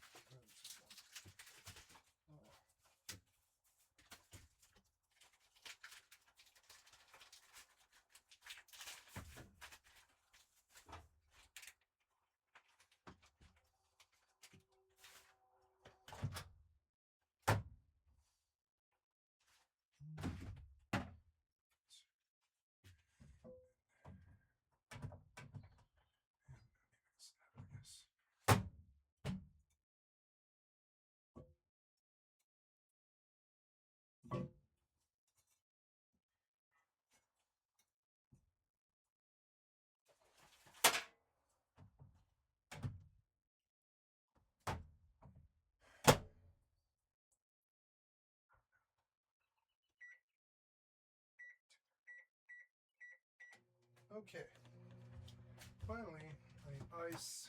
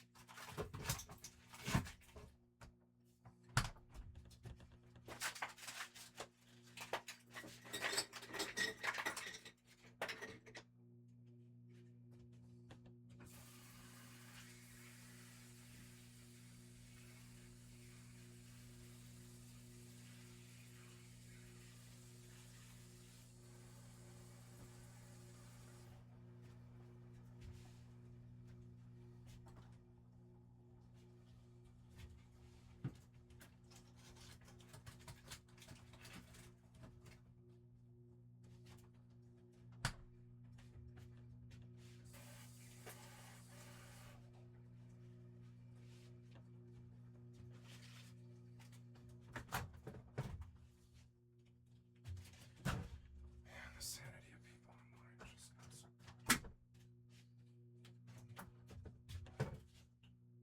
Could have some milk, yes. Have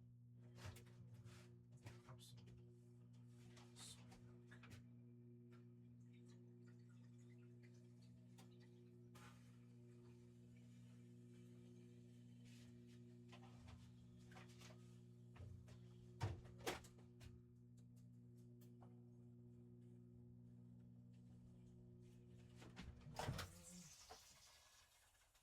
soy milk. Spear ya. Place ya. So ketchup later.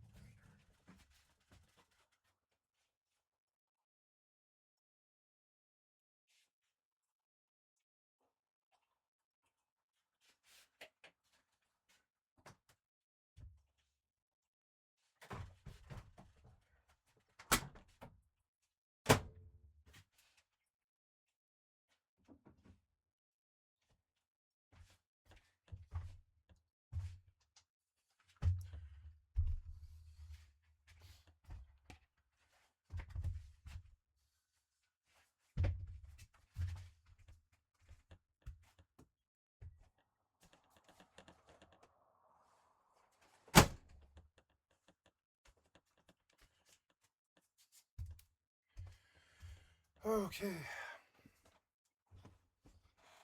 Okay, I have made myself. I have skipped the cat box. I have taken the trash out. I did the recycling. I talked to my mother for 10 minutes. It took longer than I thought it would. And now I am eating. I'm going to come in on Windrose, but I'm not ready.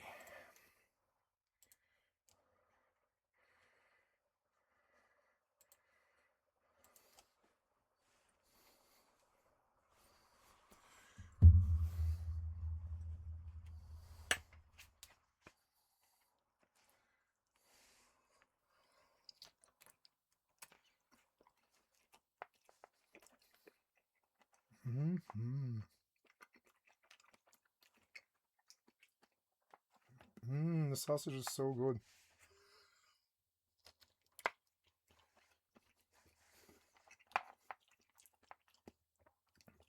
Corn. Sausage and corn. Haven't eaten today.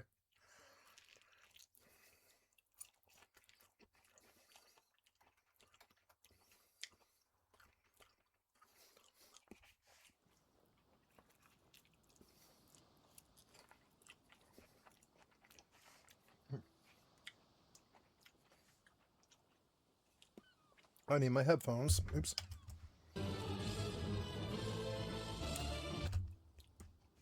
Okay, BRB.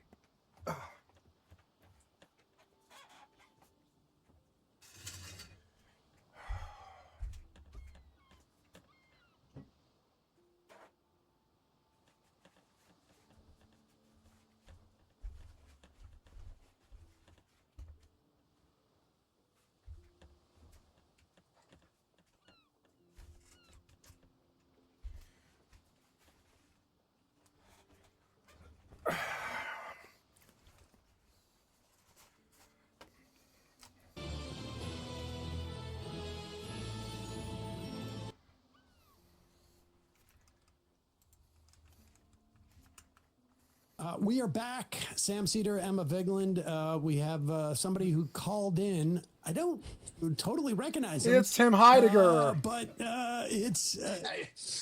you son of a bitch, you left me high and dry. I got the email, Sam. I told you that I would call in, be an exclusive get for you, and you blew it. You blew me off like I'm some kind of dirt. We had a little communication. Now, it's Tim, did you shave your head for this new character you're Hell playing? no. I'm going through some treatments. Some treatment. Can I drop the bit, or should I keep going? Sure, I'll do my. We can do dueling Alex Joneses if you want. So we should say there's some news. You have some news that you've now taken over some type of like travel site. Yeah, I watched part of like a video that you put out, and you said you were starting a travel site. I might be starting a travel site. We're looking at all the options. We basically inherited InfoWars, which was a political news site. I'm not if you're familiar with. They cover the news. So wait a second. So you inherited. So just back up for a minute. Like I knew that the Onion had gotten had gone in and did some type of like auction or application. Is this all this all an application process? Did you apply for this job? No, they reached out to me for my 2 cents about if they caught the car, that what should they do with it? And we just kept talking about it. And I thought that the joke of if the Onion took over InfoWars, it would be funny for about 3 months, and then it would just be over, So we said, well, then what happens after? Did InfoWars like they actually did? Yeah. Yeah, it did like a Colbert Report style spoof of it. There's just only so much runway you got with that kind of humor. And so I said, well, let's just turn it into I've like seen that with your own show. I mean, I feel like that you learned that from doing your. Yeah, I don't want to make that same mistake twice or three times or 4 times. Very smart. Yeah. So, I know we're just going to like turn into one of these comedy streaming sites that keep failing, but we keep trying to provide a space for funny people to make stuff and give them money, which feels like a really funny overall joke at the end of the day. If like, InfoWars is the premier source for trans comedy.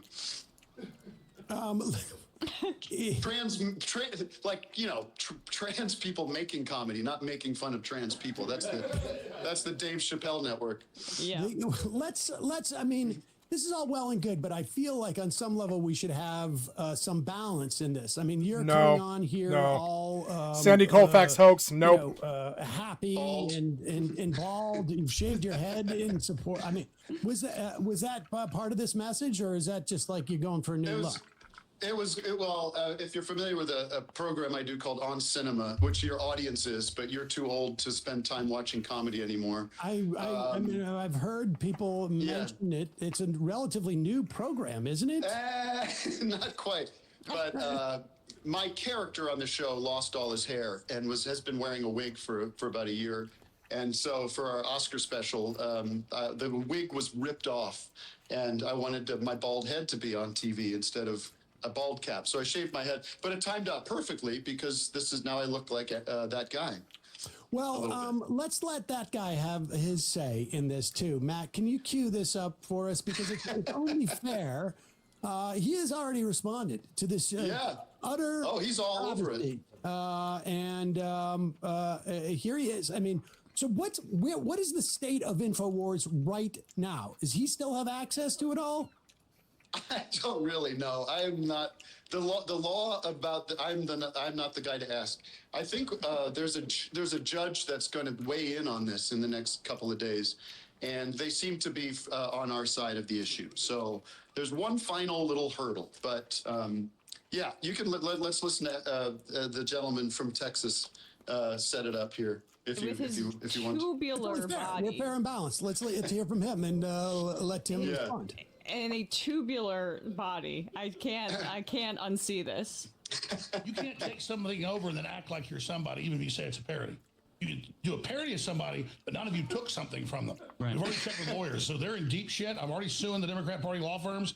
Already got civil rights lawsuits. Look, just because you're wearing my shirt, don't mean you're me. So let's be 100% clear about that. And so you guys just keep laughing, just like you did a year and a half ago, or it was November 2024. Mm-hmm. Is that about a year and a half? Yeah, this is a story from December 10th. Do we know who it is he's talking to? Why is he like sort of like embodying all of the people who have oppressed him in this guy who's sitting there next to him? Isn't that like an employee? This is how I would be if I was that guy. I'd be like, I'd be like, yeah. Let's keep going. Let's have him say. I mean, I just like when we come back, Tim better have disrobed, or it's not really a fair fight. Can I just say something? I taped an interview with the CNN, which I know you guys are always on CNN, but I did a little taping here with Oscar Jimenez. Is that who it is? The dark bearded man, and I did it shirtless. Oh, you did? Yeah. Yes. Oh, and so I full Alex Jones rage mode with him the whole time, and I hope they put it up. It seemed like it was pretty funny. So, I just love wearing his skin. I love wearing the man's skin. What can I say? I'm like Leatherface. You're wearing a full bodysuit. What I do is I cut up the backbone with my fillet knife and peel the skin back and slip in. Go let's listen to Alex Jones a little bit more. He seems upset. Yeah, this is a story from December 10th. Sale of Alex Jones InfoWars to the Onion rejected, and I'll get into this. And but yeah, they need to be us to confuse people. By the way, it's a total failure. It goes, we're the 5th biggest newspapers. That's a lie. Newspapers are all dead. They seem to have lit only his nipples. You can't see his face. You can only see his chest. It's interesting. Did he wander in like on a live broadcast without his shirt on? I was taking a shower and I just heard the news and I came out. I shower with my jeans on. Oh, that's right. It's like the Bobby Kennedy thing. Yeah, that's what. Yeah, right. I see. Right. He's swimming with Kid Rock. To confuse people. By the way, it's a total failure. It goes, we're the 5th biggest newspapers. That's a lie. Newspapers are all dead. Okay. I looked it up. The Onion gets less than half of the traffic that InfoWars gets. Okay. Remember, they said they were going to be. So what? That was yesterday. Not tomorrow. Yeah. So what? I can't. I love the time they're killing. They're just killing time. What a fun. If you guys just produce something of absolute no substance every day and just ranted about your breakfast every day, it would be similar to this InfoWars show. Who's watching this? Do you think he's got an audience anymore? Or is everyone just kind of like us watching? I think it's exceedingly less. I mean, this is the value of a show like his.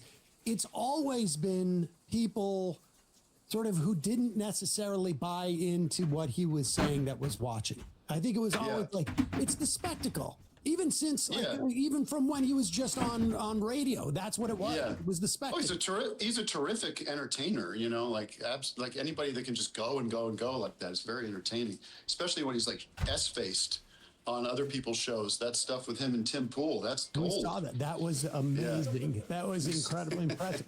So, but what are you going to do? Are you going to like send like a coupon code to InfoWar users? Are you going to? We would love to maintain. We'd love to maintain their audience and just welcome them aboard. And well, I mean, the main driver here. I'll just be pitchman for the Onion. By the way, like the Onion, I don't know. I mean, I grew up pretty much with the Onion. It's like one of the most legendary comedy institutions of all time. And I'm here at their offices. Actually, that's where I am in Chicago. Whoa. Okay.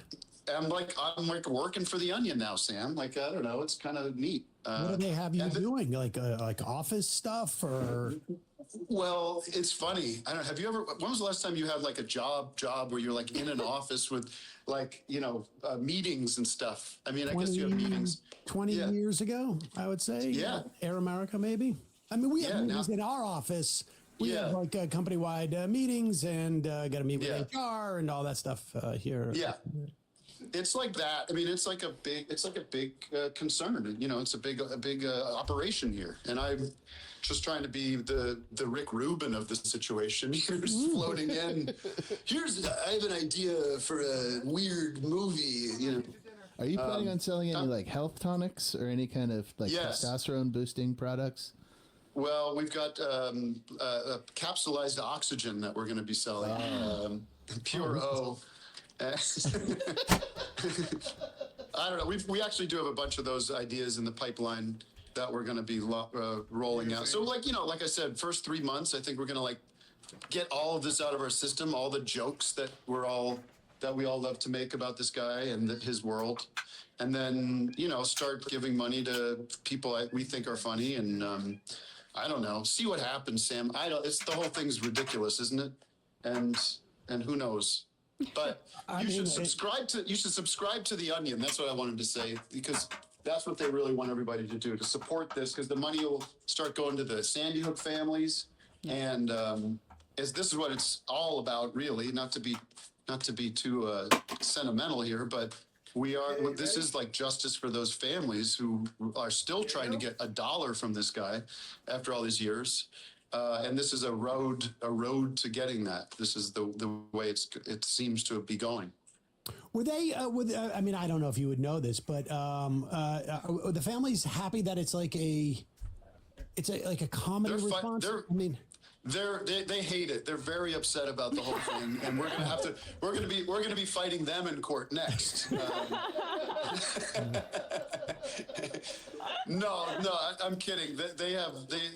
According to, I haven't talked to them directly, but Ben Collins, the CEO here, is like in constant contact with them, and they're thrilled. They're apparently very, very thrilled about the whole thing. At least until we start making stuff that stinks, and then they get very upset about it. But they had heard that you were gonna get this job. I mean, I'm just double checking. There was a little deflation there from their perspective, I think. And I do want to say, talking to Ben and some of the leadership here, that we're coming for you guys next. Majority Report is next on the acquisitions on the acquisitions table. We're coming for you. Can I retain my position, please?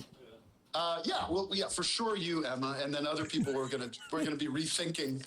We're gonna take it on a case by case basis. Yeah. I mean, come in and see me.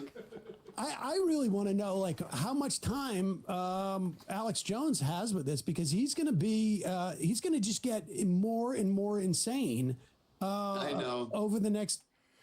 Hello.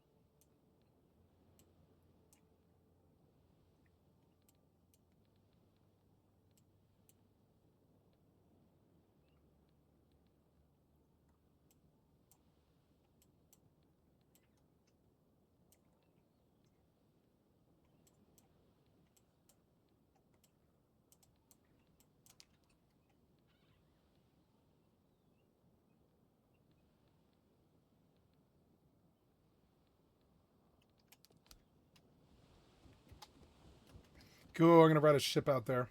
Oh, I'm gonna play some Wimrose.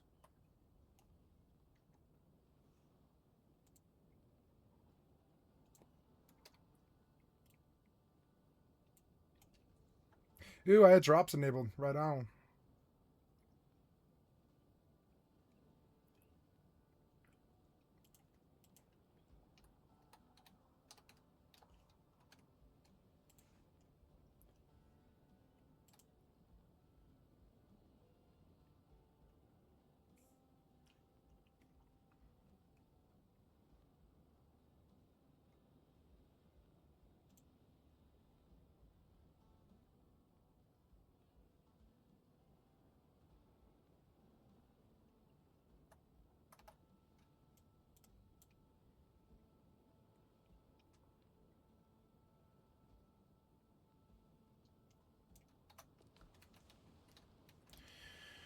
Okay, out we go. Oh, do I have ammo? I have ammo, but I don't have gunpowder. Gunpowder is a thing, but I don't know how the fuck we're gonna get that.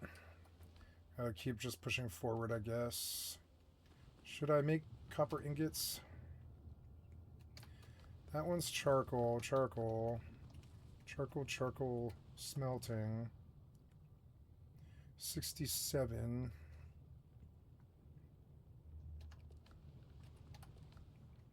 I'll leave that to Beg on. It seems like his shop.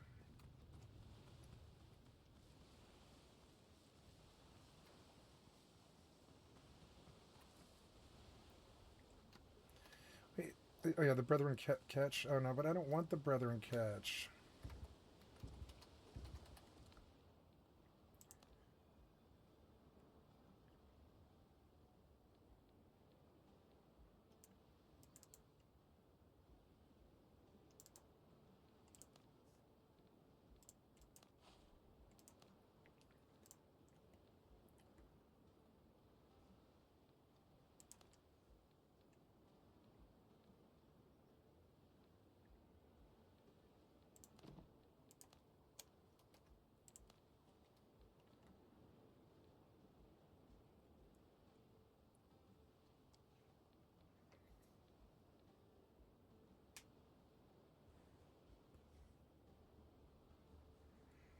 Okay, I think that's right.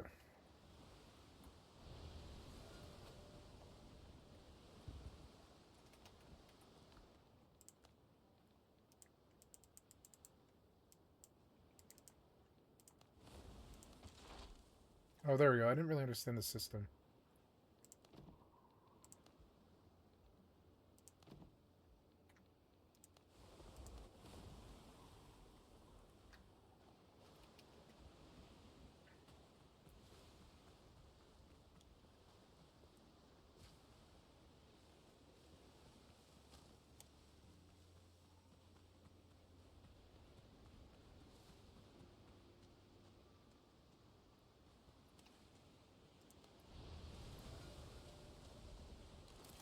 It is so cool. This game is so cool.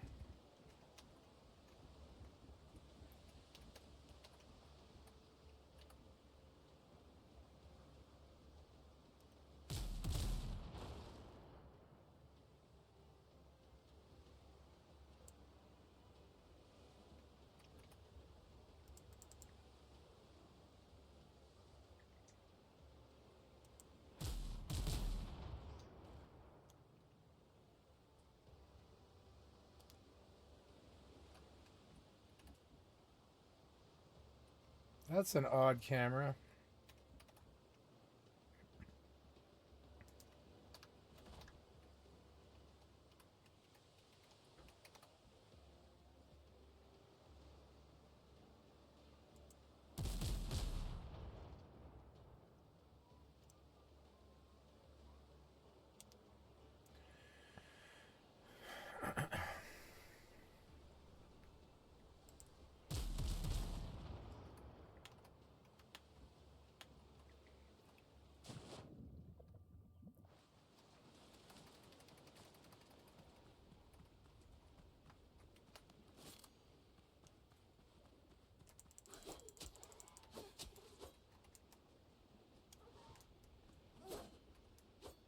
I don't like the range of this thing.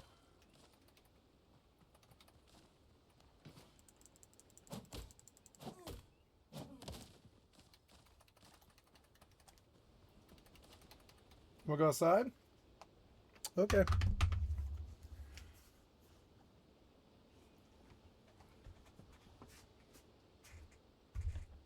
I'm sorry I made you wait, kitty.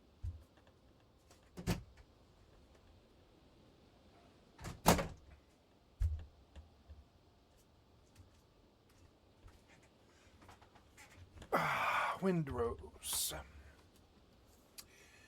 Okay.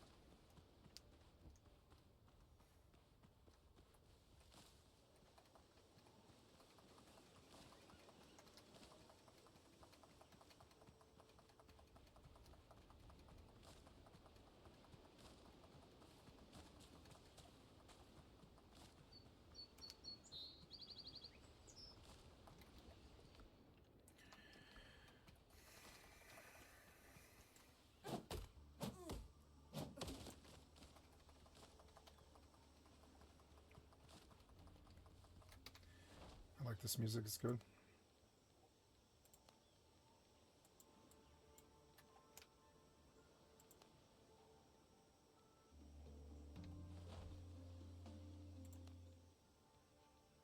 It's odd because the master's really down.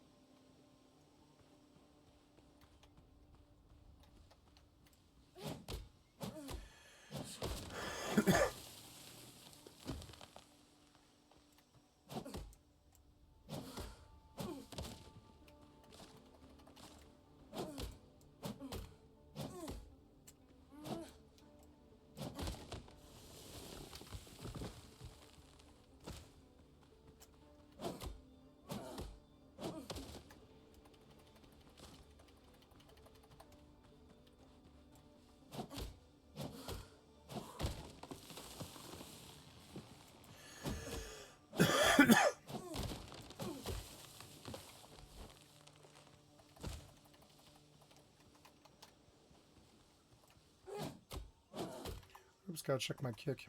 Wait, oh, did my Chrome close? Yeah, no.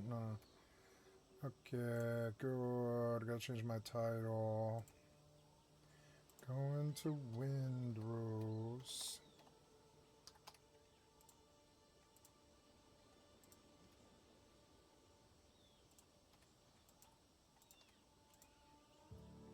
I can't type. I don't know what your problem is. It's some kind of thing with Control Delete again. Oh, maybe it was the DLSS. Yeah, it is the DLSS. Oops. So, I want to change it to Windrose. Windrose. There we go. Sunday.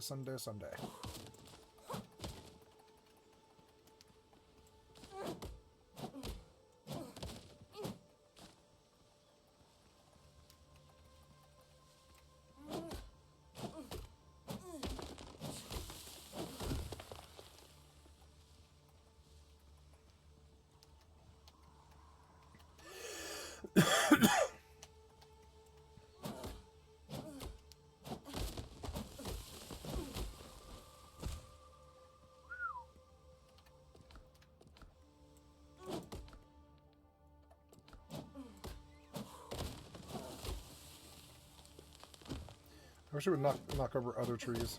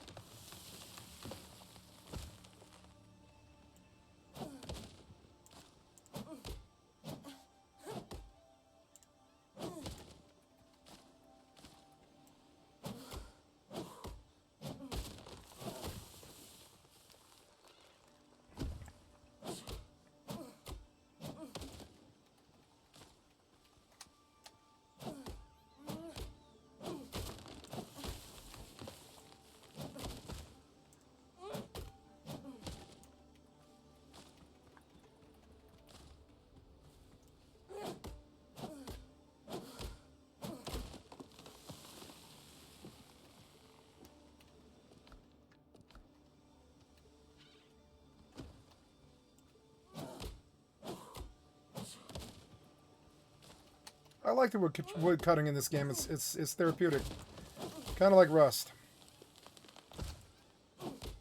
I could chop trees all day, and I know it benefits the greater good. So, oh, stumps grow back, huh? I should have left it.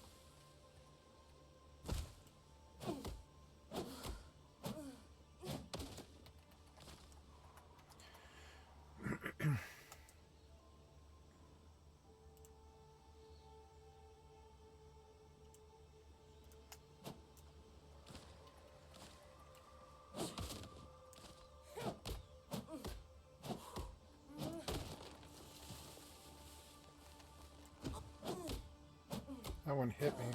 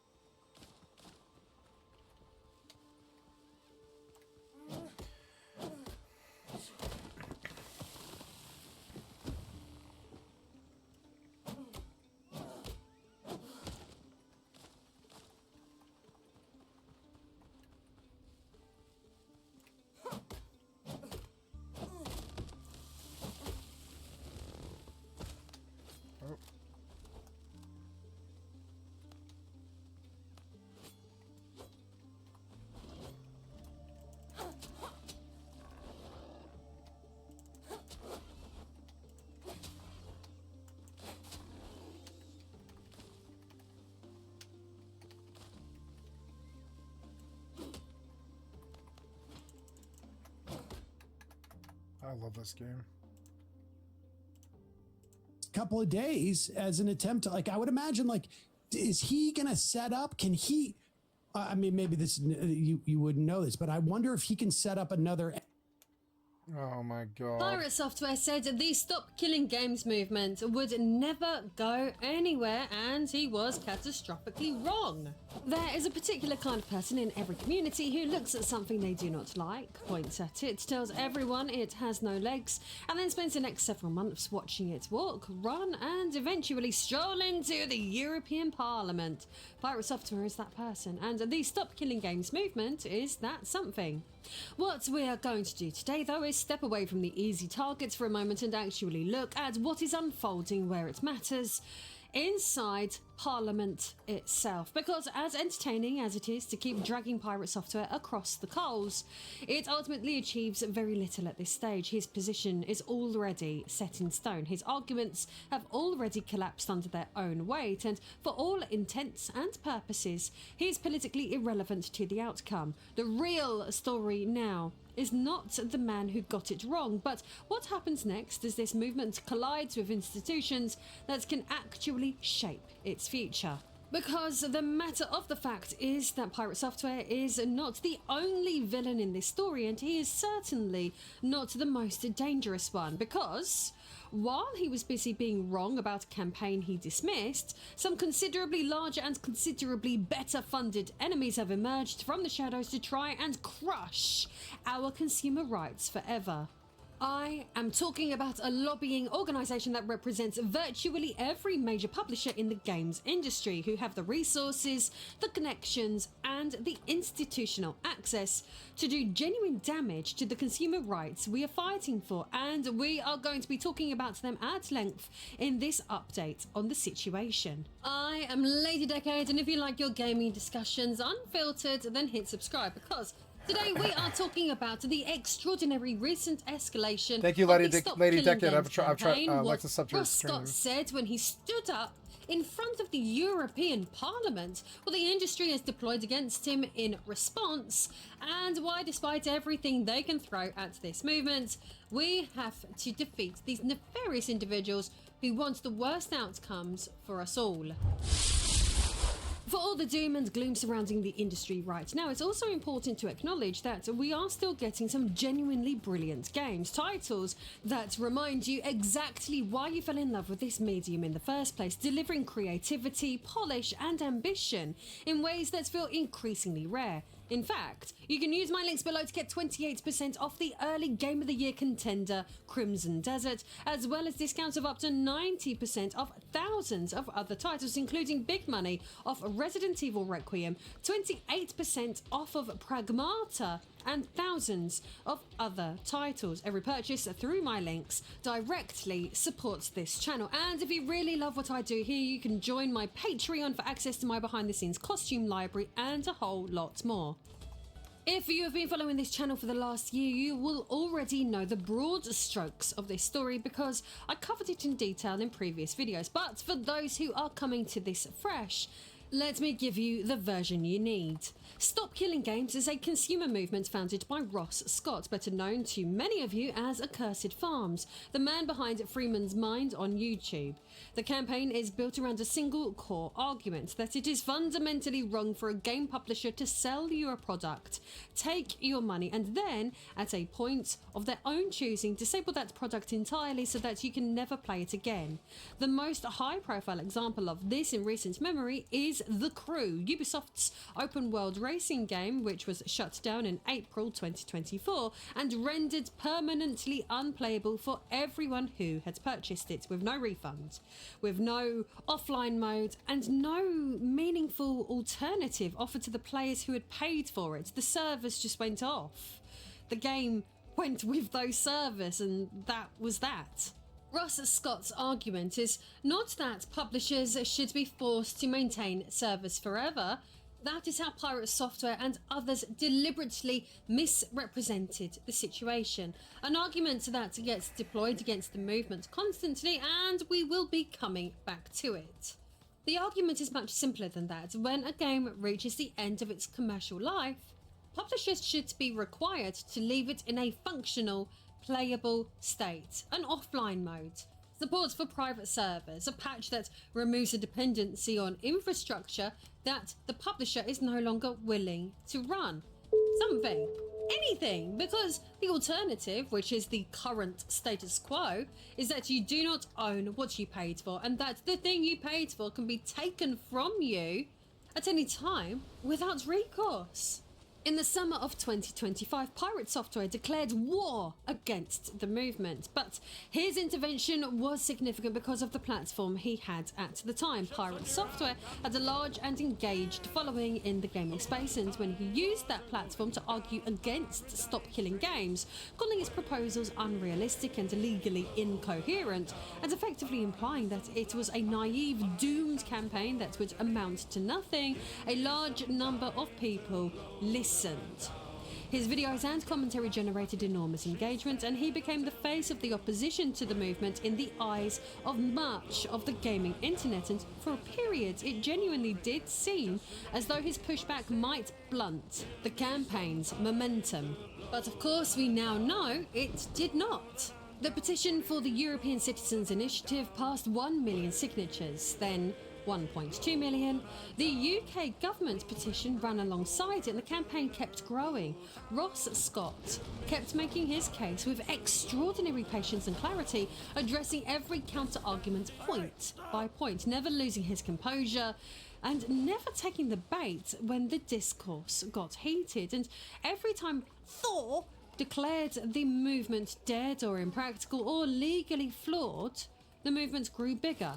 Every time he argued it would fail, it found another gear. The butterfly effect of Thor's opposition, his very public and very loud and ultimately very incorrect dismissal of Stop Killing Games, is that it drew enormous additional attention to the campaign. People who had never heard of it looked into it precisely because someone with a large platform was so aggressively against it. Many of them read what the campaign actually said, compared it to the arguments being deployed against it, and came away converted. In trying to kill the movement, he supercharged it, and now Ross Scott has been inside the European Parliament. I don't know whether that particular irony keeps Pirate Software up at night, but I rather hope it does. Speaking of condescending know-it-alls, I have them turn up telling me I am wrong and calling me names in my comments all the time. I have been called by these people a communist, a racist, a left-wing anti-conservative, and this week even accused of protecting a scammer for views. So I thought, why not have some fun with these people and monetize the situations? By hitting that join button and becoming a channel member, you can see me take apart every single accusation with surgical pettiness. So if you want to see me rebut the buttheads, there's plenty there for you to enjoy. Anyway, back to the developing Stop Killing Games story. On the 16th of April 2026, the European Parliament held a formal public hearing on the European Citizens Initiative titled Stop Destroying Video Games, the official EU framing of the Stop Killing Games campaign. This was not a symbolic gesture. This was the 14th successful European Citizens Initiative in the EU's history, meaning it gathered enough signatures to trigger a mandatory formal response from the European Parliament, and the hearing was held jointly by 3 parliamentary committees: the Committee on the Internal Market and Consumer Protection, the Committee on Legal Affairs, and the Committee on Petitions. For the record, these are not fringe bodies. These are serious legislative committees with genuine influence over European policy, and Stop Killing Games had earned its place in front of them. Ross Scott attended as part of a team that also included Daniel Ondrushka, Moritz Maximilian Katzner, Professor Alberto Hidalgo Thoretho, and Marcin Barczyk. Together, they made the case across consumer rights, legal analysis, and intellectual property law, and by all accounts, they made it extremely well. The hearing was absolutely incredible, and the phrase "the momentum is real" was used by Katzner in his own public statement immediately afterwards. Ross's opening statement went straight for the heart of the issue. He defined clearly and without any of the legal hedging that opponents of the movement tend to hide behind exactly what it means to destroy a game. A publisher sells access to a game, keeps the customer's money, and then later disables all sold copies so that they can never be played again by anyone. That is the definition. It's not complicated. He then used that definition as the foundation for everything that followed, because the clarity of it is precisely what makes it so hard to argue against without looking, to put it as charitably as possible, like you are arguing on behalf of the publishers rather than the players. One of the most compelling elements of the presentation was the comparison to other industries. Ross made the point that if any other consumer product were sold and then remotely disabled by the manufacturer at a later date, leaving the customer with nothing after having paid full price, the legal consequences would be swift and significant. The fact that games have been allowed to exist in a separate, consequence-free legal category for this specific behaviour is not a feature, it is an oversight. And it is one that the EU is in now a position to address. The team also raised the question of unfair contract terms, the way that end-user license agreements routinely contain language that strips consumers of rights they would otherwise be entitled to under EU consumer protection law. Professor Hidalgo addressed the legal dimensions of this at some length, and the conversation extended into what a right to resurrect abandoned software might look like as a formal legal concept, as well as how the issue might be addressed through the EU's forthcoming Digital Fairness Act. Perhaps most significantly, MEPs did not treat this as a fringe concern. Multiple members of Parliament asked substantive, well-informed questions. MEP Nicolo Minchev raised the crew specifically by name. MEP Rene Rapassi asked about digital ownership and guarantee periods, and MEP Caterina Vieira, in a moment that has been clipped and shared widely because it is frankly quite delightful, delivered a string of video game references during her remarks, citing everything from God of War to Dark Souls to underline the broader point that the games people have paid for should not simply vanish. She then stated directly that she and her group support the petitioners' concerns and called on the European Commission to take the proposal seriously. And the icing on the cake is that a formal EU response is due by July 2026. Let the gravitas of that land for a moment. This campaign, which Pirate Software told us had no legs, has now generated a formal obligation from the European Commission to respond to its proposals. Thor said it would go nowhere. It is now standing in rooms he will never be invited to.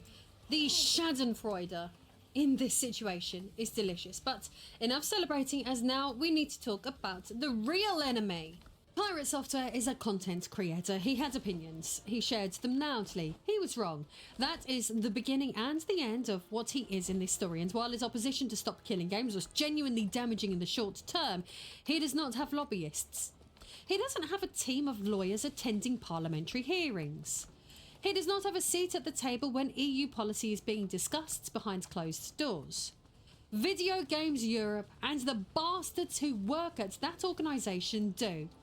But who are these awful people who seemingly want us to pay for everything and own nothing? Video Games Europe is a Brussels-based lobbying organisation that has been operating since 1998, when it was known as the Interactive Software Federation of Europe. Their stated purpose is to represent the interests of the European video games sector in its dealings with the European Union, its institutions and international bodies. That sounds very reasonable until you look at what they actually represent, because their membership list reads like a who's who of the companies with the greatest financial interests in making sure that Stop Killing Games does not become law. According to their own membership documentation, Video Games Europe members include Activision Blizzard, Bandai Namco, Electronic Arts, Embracer Group, Epic Games, Microsoft, Nintendo, Riot Games, Roblox, Sega, Sony Interactive Entertainment, Square Enix, Supercell, Take-Two Interactive, Ubisoft, Warner Brothers, and ZeniMax, among many many others, alongside national trade associations representing thousands of additional developers and publishers across 15 European countries. Every single one of those companies has a direct financial interest in preserving the current status quo, in which publishers can sell you a product, maintain it for as long as it suits them commercially, and then delete it without consequence. Ubisoft killed the crew. That is what started this. Ubisoft is a member of Video Games Europe, the organisation that is now publicly lobbying against the campaign that the crew's deletion inspired. It's a group that includes Ubisoft in its membership. That is the industry protecting itself from accountability using institutional access and professional lobbying infrastructure that individual consumers simply do not have. And frankly, I find that absolutely vile. And they have been fighting against the movement since at least the summer of 2025, when Video Games Europe published a public statement in response to the Stop Killing Games campaign, reaching 1 million signatures. That statement and the more detailed position paper that accompanied it is worth examining carefully, because the arguments it makes are instructive in what they reveal about whose interests are protected here. The statement reads in part, "We appreciate the passion of our community. However, the decision to discontinue online services is multifaceted, never taken lightly, and must be an option for companies when an online experience is no longer commercially viable. In addition, many titles are designed from the ground up to be online only.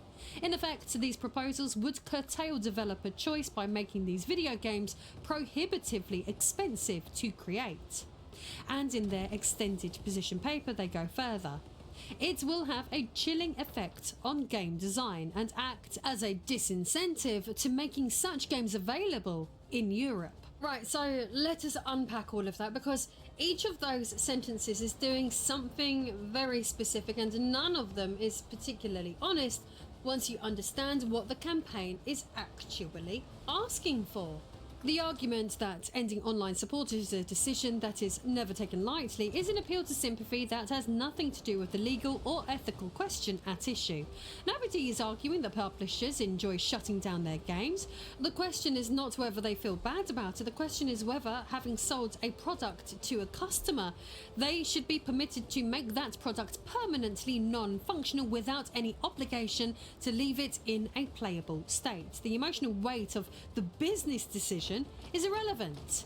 The argument that these proposals would make online-only games prohibitively expensive to create is almost certainly the most misleading thing in the entire statement, and Ross Scott has addressed it directly.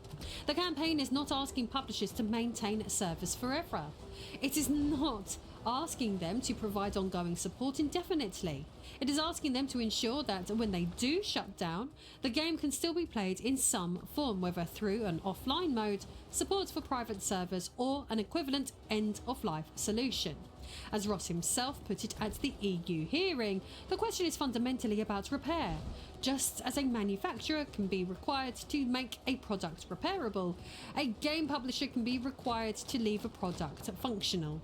The cost of planning for an offline mode or private server support from the outset of development is not remotely comparable to the cost of maintaining live servers indefinitely, and conflating the two is either a deliberate misrepresentation or a sign that the people writing the statement had not read the campaign's actual proposals. And the chilling effect on game design argument is perhaps the most telling of all, because what it really is saying is, if we have to design games in a way that allows consumers to keep playing them after we stop running the servers, we might not make quite as much money, and we might have to think harder about how we build our products.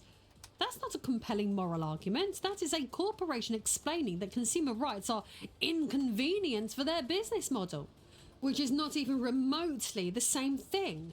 No matter what way we look at the situation, it's clear that Video Games Europe is not, and never has been, acting on behalf of players. It is acting on behalf of publishers. Its membership is publishers.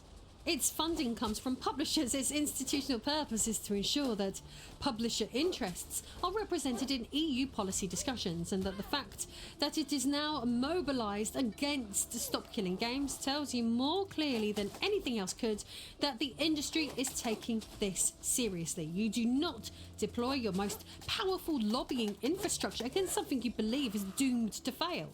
You deploy it against something that frightens you, and Stop Killing Games frightens them.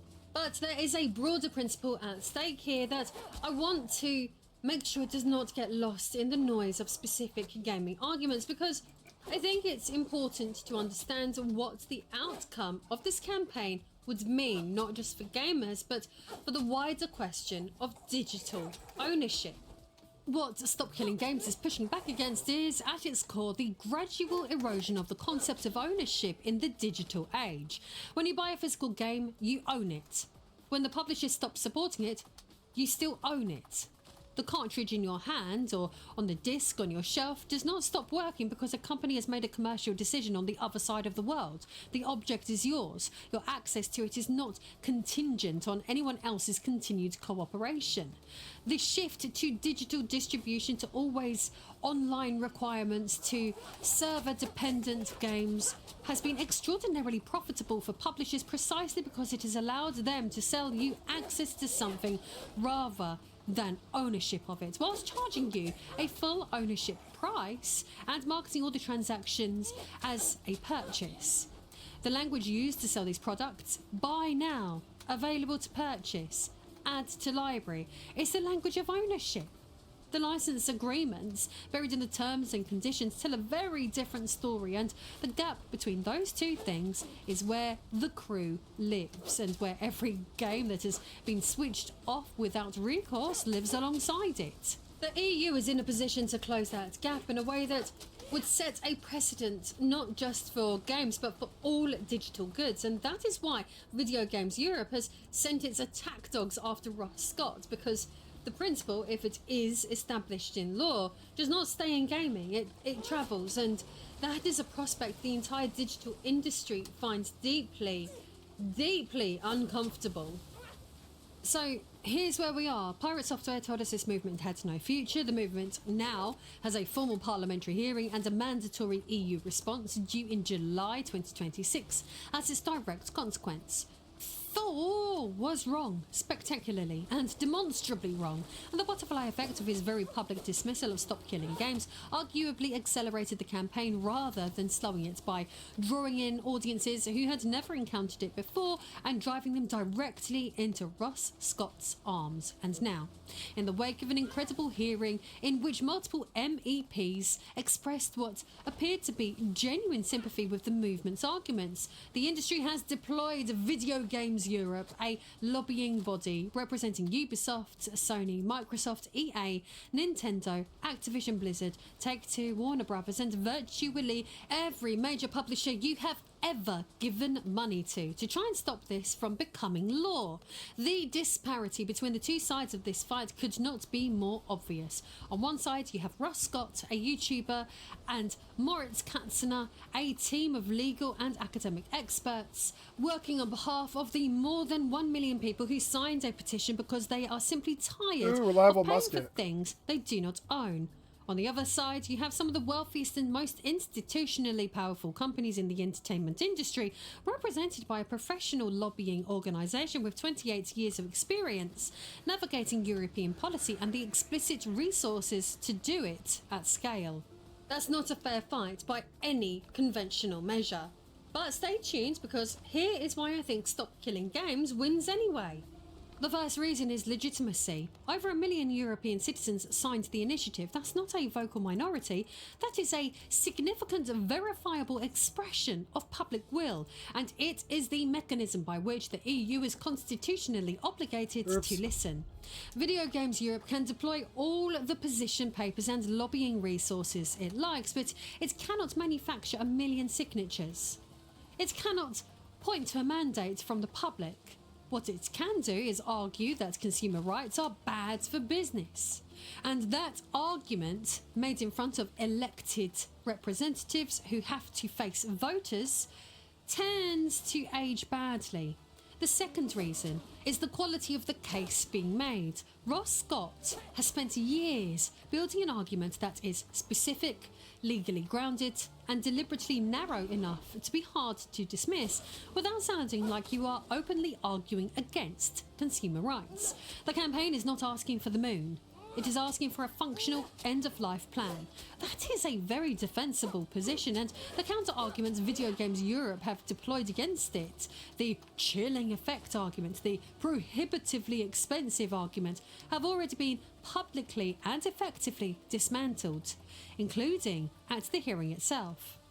The third reason is that the industry has already given the campaign its most powerful evidence repeatedly and continues to do so. Every time a game is shut down with no recourse for the players who paid for it, another argument for Stop Killing Games writes itself.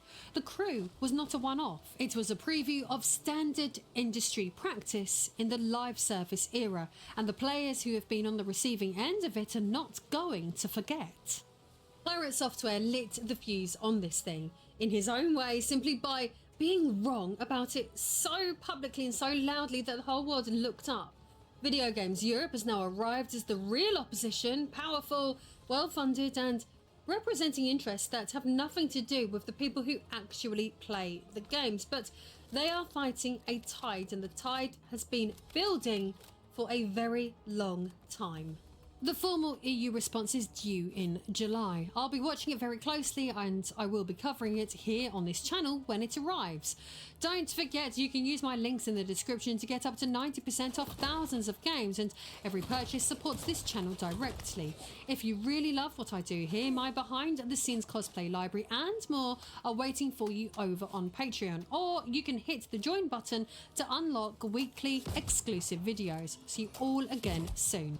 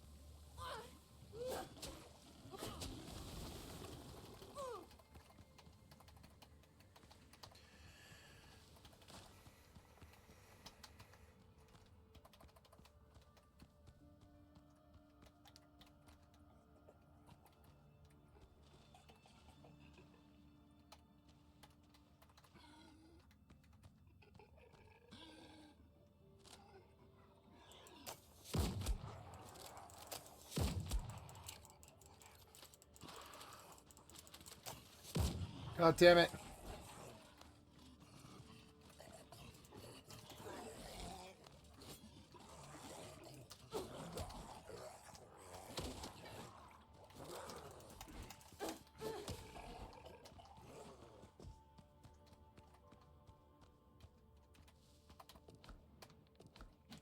Oh, no.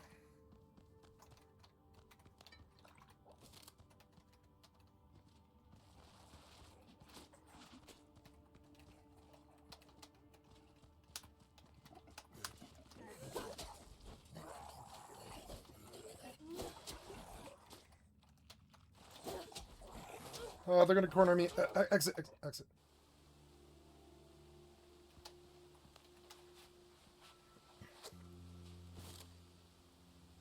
cut some potions. The thing, it's causing me to get killed. Yeah. There's more Duggars that were arrested for crimes.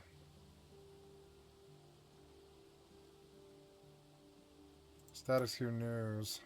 I'm not a school kid blown up, or a child starved, or a teenage girl abused by the many criminals in this administration. You're starting to see the dam breaking. This unprecedentedly corrupt, illegal, criminal White House, covering what the corporate media covers up. Hey, it's Jordan with Status Quo. Breaking news: the alleged White House Correspondents' Dinner shooter was radicalized by pedophile and rapist Donald Trump. Not my words. Those are his words in an alleged manifesto that has been released. He apparently wrote it and sent it to his family about 10 minutes before he started shooting outside of the ballroom last night. Let me read to you the manifesto. Accused White House Correspondents' Dinner gunman Cole Allen Thomas is his full name, sent a sprawling, crazed manifesto to family members about 10 minutes before Saturday's attack. Sources told the New York Post the 1,052-word missive obtained by the Post Sunday morning, signed Cold Force friendly federal assassin Allen, outlined his rules of engagement for the shooting and stated he believed it was his righteous duty to target administration officials. So he clearly was targeting Trump and other Trump administration cabinet officials. Here is the manifesto. Again, he sent this to his family about 10 minutes before he started shooting. Hello, everybody. So I may have given a lot of people a surprise today. Let me start off by apologizing to everyone whose trust I abused. I apologize to my parents for saying I had an interview without specifying it was for, quote, most wanted. I apologize to my colleagues and students for saying I had a personal emergency. By the time anyone read this, I probably most certainly do need to go to the ER, but can hardly call that not a self-inflicted status. And he is a teacher and an engineer. So that's the reference to his students. He is a teacher in California. I apologize to all of the people I traveled next to, all the workers who handled my luggage, and all the other non-targeted people at the hotel who I put in danger simply by being near. I apologize to everyone who was abused and or murdered before this, to all those who suffered before I was able to attempt this, to all who may still suffer after, regardless of my success or failure. I don't expect forgiveness, but if I could have seen any other way to get this close, I would have taken it. Again, my sincerest apologies. On to why I did any of this. I am a citizen of the United States of America. What my representatives do reflects on me. And I am no longer willing to permit a pedophile, rapist, and traitor to coat my hands with his crimes. Well, to be completely honest, I was no longer willing a long time ago, but this is the first real opportunity I had to do something about it. While I'm discussing this, I'll also go over my expected rules of engagement, probably in a terrible format, but I'm not military, so too bad. Administration officials, not including Mr. Patel, they are targets, prioritized from highest ranking to lowest. Secret Service, they are targets only if necessary and to be incapacitated non-lethally if possible. AKA, I hope they're not wearing body armor. I hope they're wearing body armor because center mass with shotguns messes up people who aren't. Hotel security, not targets if at all possible. AKA, unless they shoot at me. Capitol Police, same as hotel security. National Guard, same as hotel security.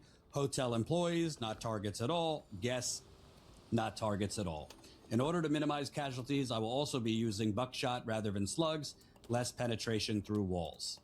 I would still go through most everyone here to get to the targets if it were absolutely necessary, on the basis that most people choose to attend a speech by a pedophile, rapist, and traitor, and are thus complicit. But I really hope it doesn't come to that. Rebuttal to objections. As a Christian, you should turn the other cheek. Rebuttal. Turning the other cheek is for when you yourself are oppressed. I'm not the person raped in a detention camp. I'm not the fisherman executed without trial. I'm not a school kid blown up or a child starved or a teenage girl abused by the many criminals in this administration. Turning the other cheek when someone else is oppressed is not Christian behavior. It is complicity in the oppressor's crimes. Objection 2. This is not a convenient time for you to do this. Rebuttal. I need whoever thinks this way to take a couple minutes and realize that this world isn't about them. Do you think that when I see someone raped or murdered or abused, I should walk on by because it would be inconvenient for people who aren't the victim? No. This was the best timing and chance of success I could come up with. Objection 3. You didn't get them all. Rebuttal. Gotta start somewhere. Objection 4. As a half black, half white person, you shouldn't be the one doing this. Rebuttal. I don't see anyone else picking up the slack. Objection 5. Yield unto Caesar what is Caesar's. Rebuttal. The United States of America are ruled by the law, not by one or several people.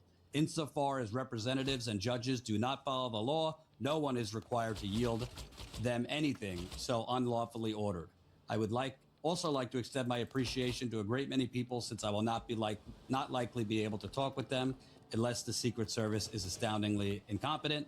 Thank you all for everything. Sincerely, Wow. Cold Force, friendly federal assassin, Allen. Wow. P.S. Okay, now that all the sappy stuff is done, what the hell is Secret Service doing? Sorry, gonna rant a bit here and drop the formal tone. Like I expected security cameras at every bend, bugged hotel rooms, armed agents every 10 feet, metal detectors out the wazoo. What I got, who knows, maybe they're pranking me, is nothing. No damn security, not in transport, not in the hotel, not in the event. So that's most of it. Where do you even begin? I think we should really highlight the key part here, which is he basically gave a smorgasbord of the worst of the Trump administration. The inhumanity, the illegal behavior, the accusations of being complicit or involved in the Epstein sex trafficking ring, bombing and killing fishermen in Venezuela, off the shores of Venezuela. I mean, it's a long list. The illegal war in Iran, killing nearly 200 Iranian schoolgirls. Obviously, there's, in this country, millions of people that agree with him that would not have taken this action. But he is going through a long list of grievances that is about the Trump administration. I think it's also pretty relevant that he's directly calling the president a pedophile, a rapist, a traitor, and calling folks who do not take action complicit. He is accusing the people attending the White House Correspondents' Dinner of being complicit. And to be clear, I am not, and Status Quo is not condoning this shooter or the violence, but it should be noted there has been an accusation against Donald Trump of having sexually assaulted and physically assaulted a girl who's now a woman when she was between 13 and 15 in the early 1980s. The FBI interviewed that woman 4 times, just as the media started covering this story and the accusations. He went to war with Iran in the middle of the night, and we still don't know the real reason. So there is credible accusations. You don't have to take it from me. Take it from the FBI. They don't interview someone 4 times if they don't find something there. At the end of the day, you're starting to see the dam breaking, not just with Trump, but this whole I missed new the hitboxes Gilded are Age garbage. neoliberal hellscape we live in. Remember the California warehouse arson a couple of weeks ago, where a disgruntled worker lit the place on fire, saying you should have paid us enough to fucking live. Now you have someone literally crisscrossing by train across the country from California, went from California to Chicago and then Chicago to DC, stayed at the hotel a day or two before, obviously planned this because he's so enraged by the immoral, the illegal actions of the Trump administration, which he also included the ICE terrorism. And it's not just him. It's not just him. There are people out there who are outraged, not taking violent action, but taking to the streets. Take a look at this clip from our recent on-the-ground reporting covering anti-Iran war protests, where a protester talked about the Epstein class. That the Epstein class, who continues to act with impunity, will not be held accountable by any means from Congress or the White House. It is us, the people right here, that demand accountability from Trump, who is a war criminal. Let's be absolutely clear about that. A war criminal who thinks he can get away with genocidal threats, even if it is just a threat. That is a war crime under international law. Someone say no war. Yes, peace. No war. And when we demand peace, we also demand that the U.S. pull its troops out of the Middle East and fund people's needs and not the war machine. So obviously, he is in the minority most people would not actually take this type of violent act, which I actually don't condone for moral and strategic reasons. If we all start shooting up CEOs, burning down warehouses, you know, shooting up ballrooms, the deep state, the police state, the military, the surveillance state, now that Palantir is one with the government, they will all come crashing down on us. And forget, you know, habeas corpus, martial law, all that. But it's very clear that this man was radicalized because of this unprecedentedly corrupt, illegal, criminal White House. And in particular, the Epstein scandal. Unfortunately, I do not think this is going to be some rare occurrence. I think we are going to see more violence. I missed! Trump is not changing. Oh, damn it. They're going to continue to cover up the Epstein scandal and who was involved, which it is clear many people in Trump's orbit, and it is clear Trump either knew or was involved himself.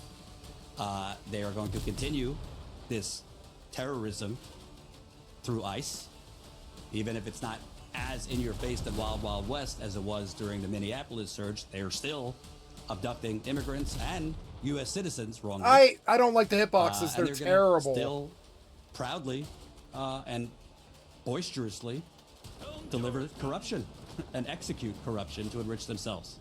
So unfortunately, I don't think this is going to be the last of it. But that's the manifesto. We will stay on this. Statuscoup.com/join. The hitboxes are garbage. We were one of the first channels live last night. When this happened, we were live for about an hour or two. Please support us. We are independently funded. Statuscoup.com/join. You can support us for as low as $5 a month.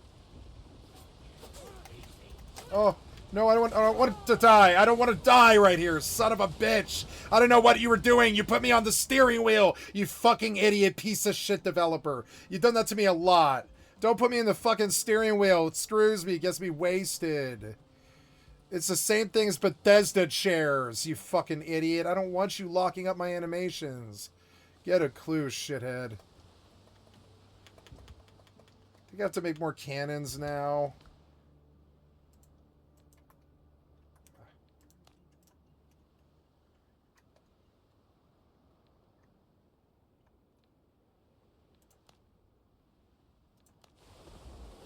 Do I have to do cannons now?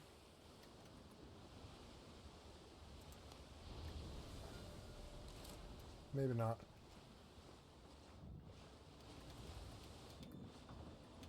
Captain at the helm!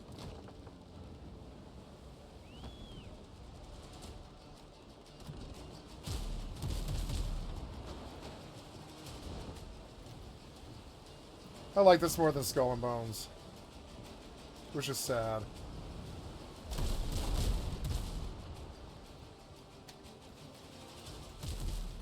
Did I hit him? It should have hit him. The ship's under your hand, Captain.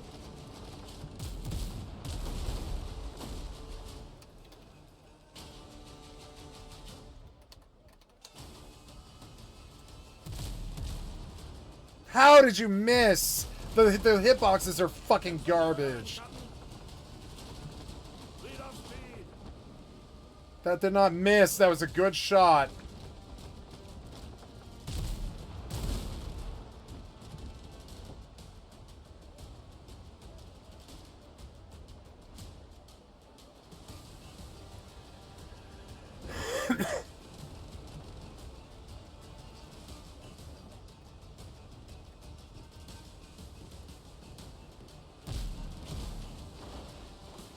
God damn it, they hit me.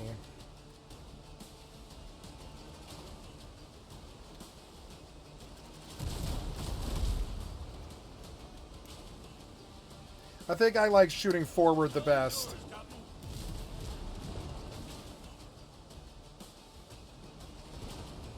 I like the ship battle, it's quite fun.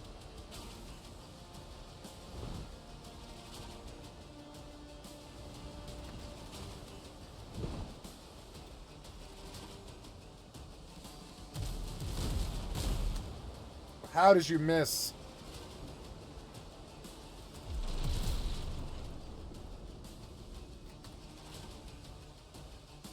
Please. Oh, god damn it, I don't like it. They could do it way better. Going alongside of me. Okay, slow it down a little bit.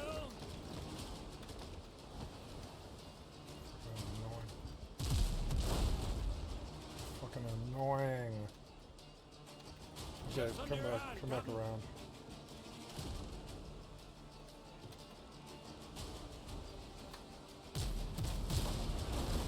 How come they have, like, fucking auto-aim and I don't? Fucking annoying. We'll lose again.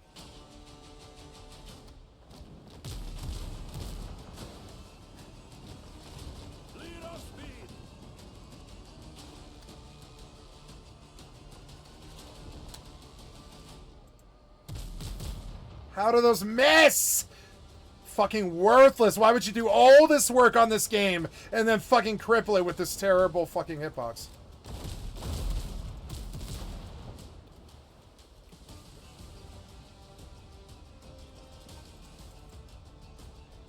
On the roll.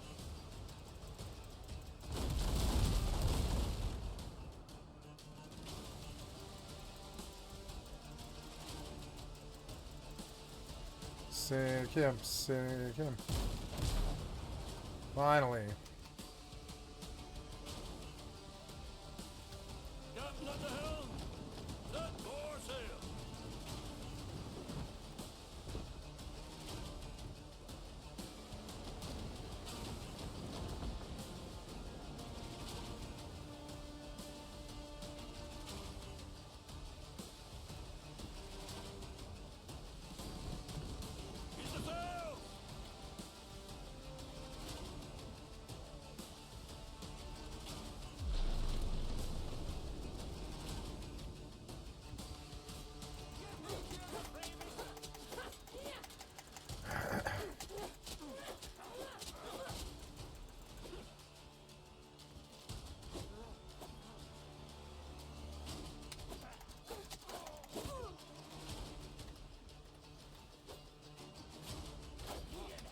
Oh, come on! God damn it, man.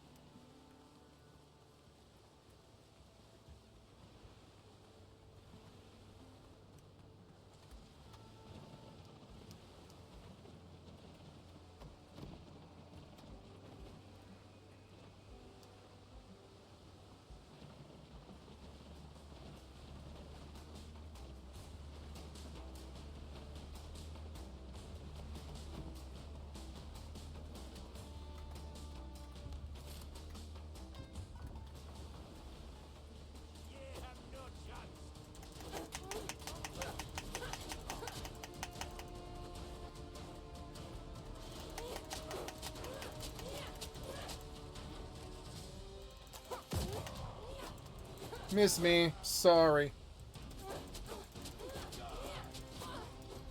Oh.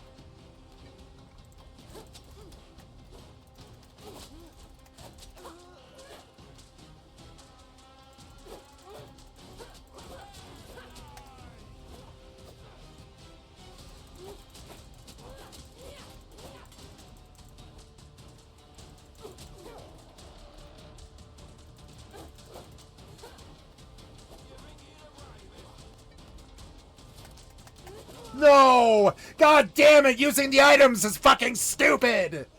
Ugh! Hate combat animations! Stop doing them, piece of shit developers. God damn it. Stop doing these food buffs. Those are worthless too. Just stop doing this stupid shit.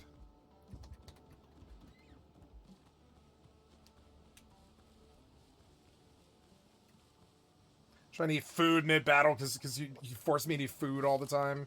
So dumb.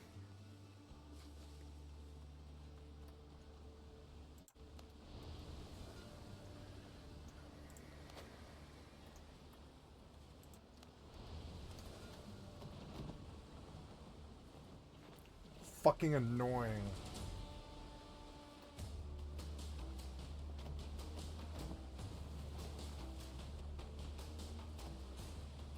many people are in your fucking boat?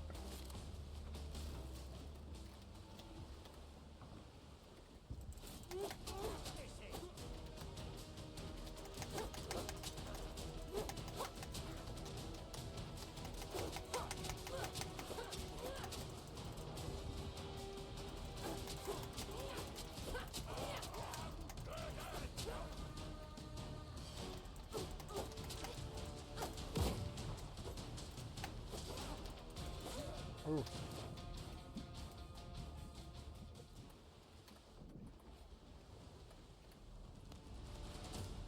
Come back in there once I'm full health, bitch.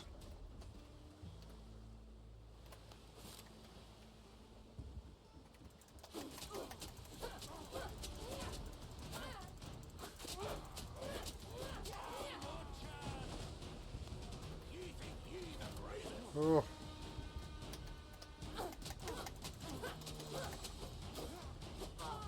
No, don't kill me. No.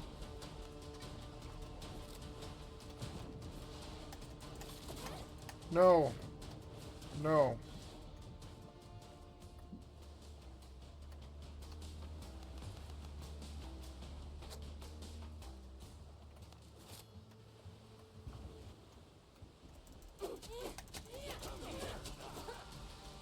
How many dudes are here?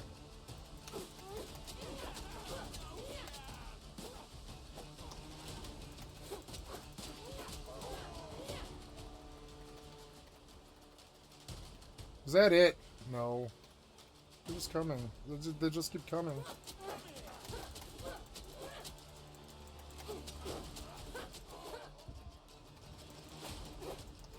How many people are in the belly of your fucking ship?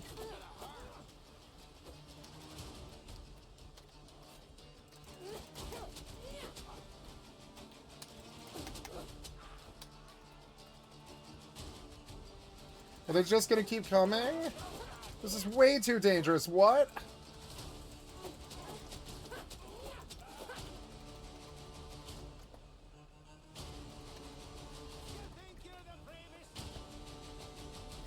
You are so annoying.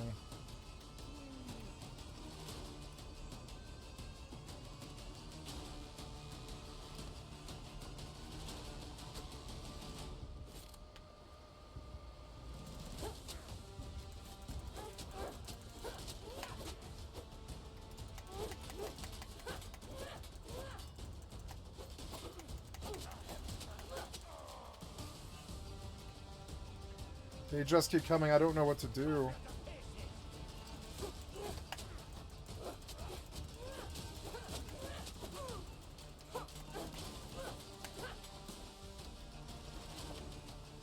Oh, come on! Jesus Christ! The stamina is fucking stupid! I like how fast it recharges. I don't like the stamina. It's not a good system. You just stop me from being able to attack. It's fucking stupid. It makes the game a little harder and fun, but it's stupid that I suddenly just can't swing anymore. That's just not how life would be. You would swing. If your life was at stake like that, you'd figure out some way to get your arm to fucking swing, even if it did feel like a dead piece of stone, you know? I can't swing anymore. It's so dumb. It's the age of I can't swing anymore because I'm out of stamina, and I hate it. I hate stamina meters now. All they do is limit me. So something's wrong. I don't know what it is. I think I've got to. I think I've either got to blow them up. Oh, I do. I have to begin boarding. Is why I didn't begin boarding. Oh my god. This was so badly designed, kind of.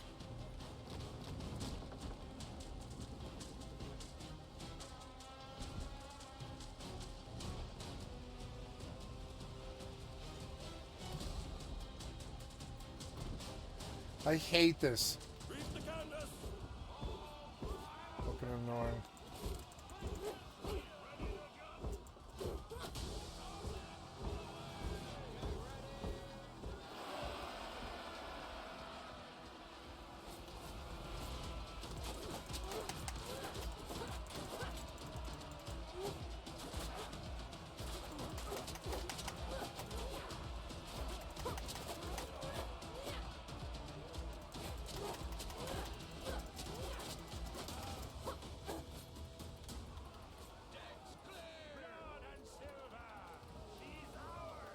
I don't know what I had to do. Fucking annoying. Ships under your hand, Captain.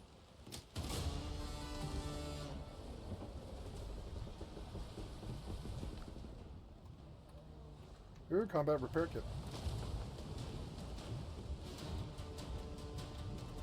There it goes. It's sink.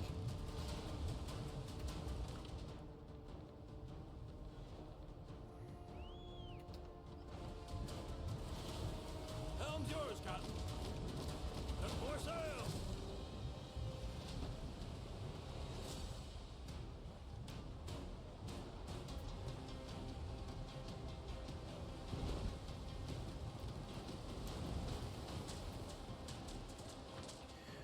I should be hauling.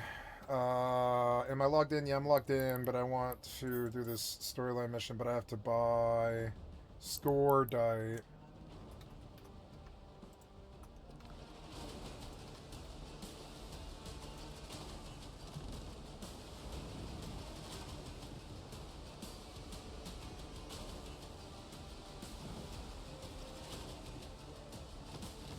Lead off speed.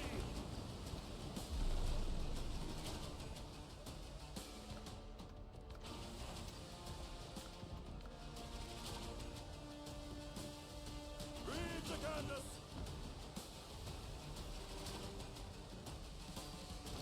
Get the wind.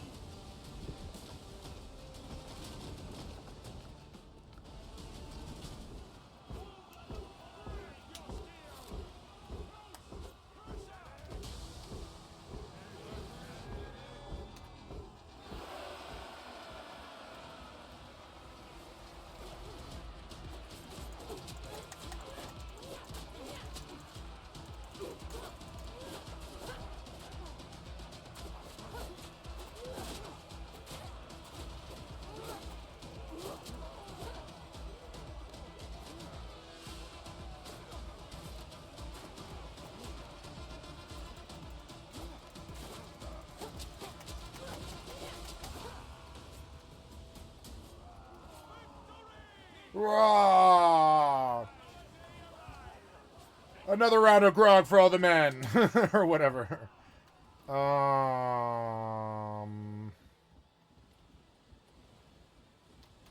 Captain at the helm.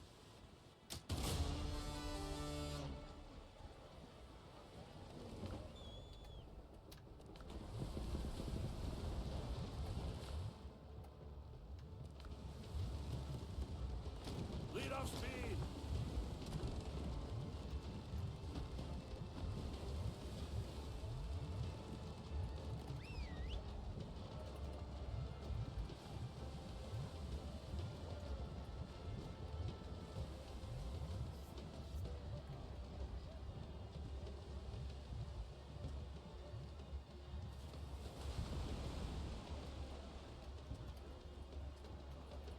Helm's yours, Captain. He's the sails.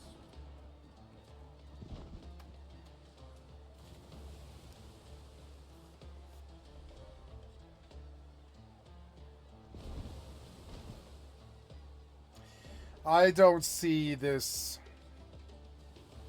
Maybe dying at sea is really fucking bad, actually. Fucking annoying. Ships under your hand, Captain. More sail, more speed.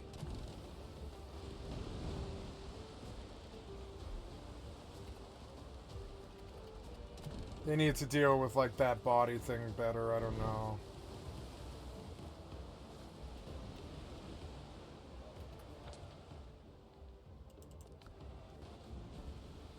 Oh, wait, I died somewhere out there, huh? Okay.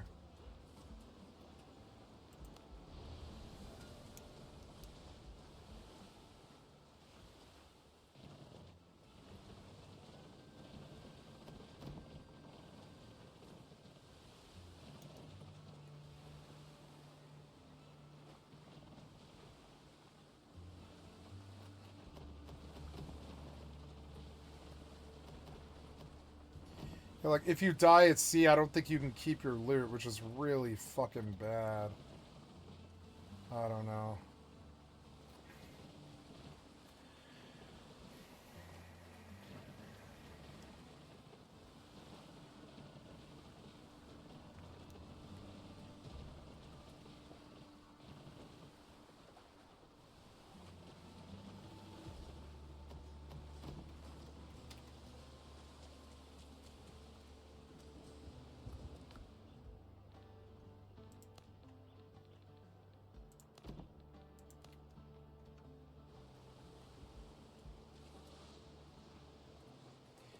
There's a lot of work for only 10 piastre, but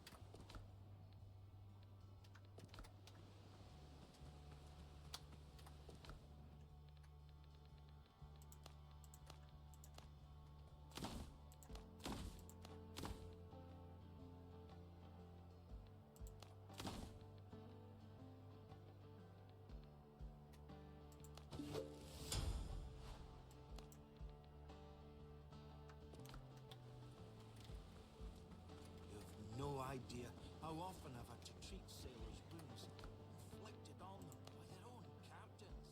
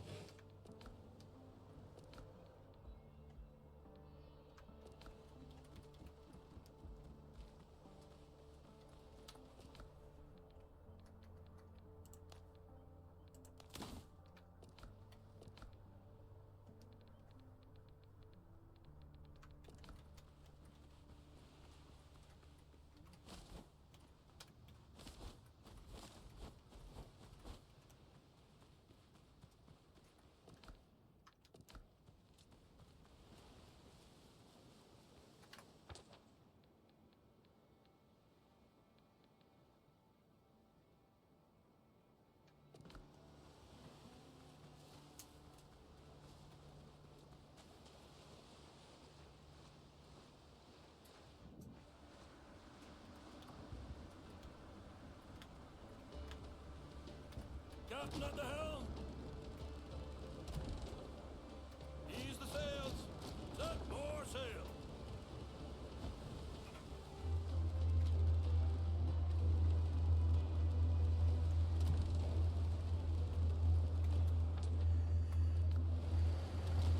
Breathe the canvas!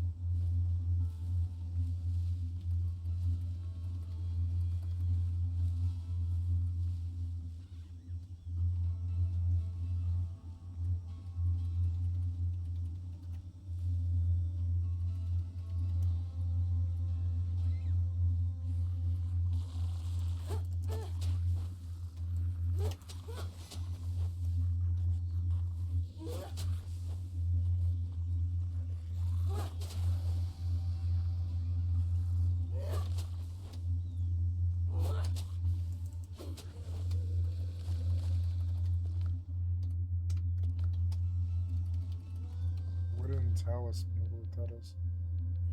What wooden talisman? Oh, no, that's a boar tusk. I thought it was a wooden talisman, but I guess not.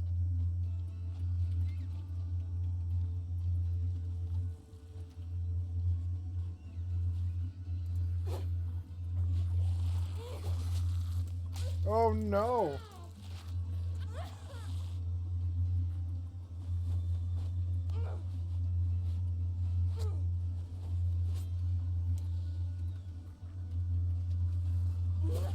Oh. Oh.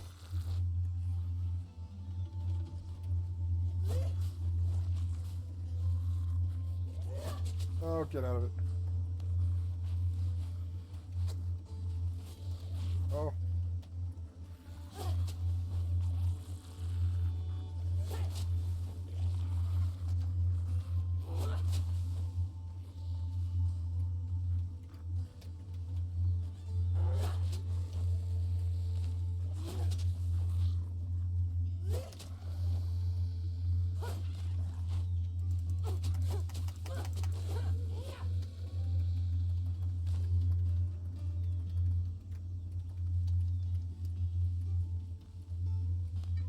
Oops.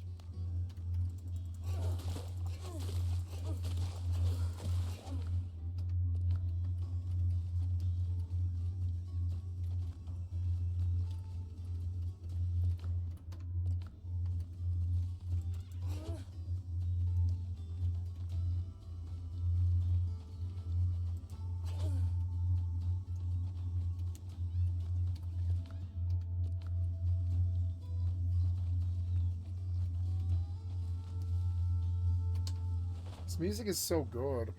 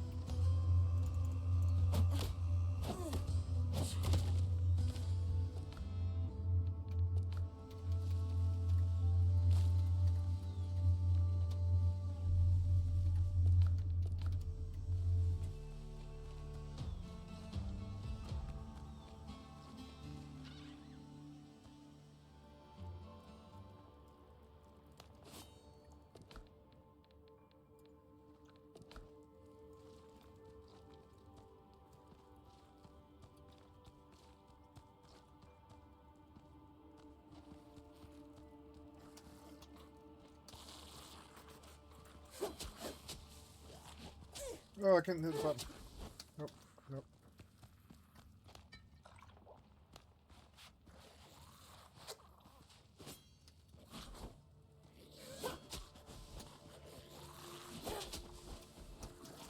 No, no, I don't want to die, you son of a fucking bitch. I hate the fucking... Some of the combat is kind of annoying. They wedge you, the rooms aren't big, the hallways aren't, like, the hallways are claustrophobic. He moved it back.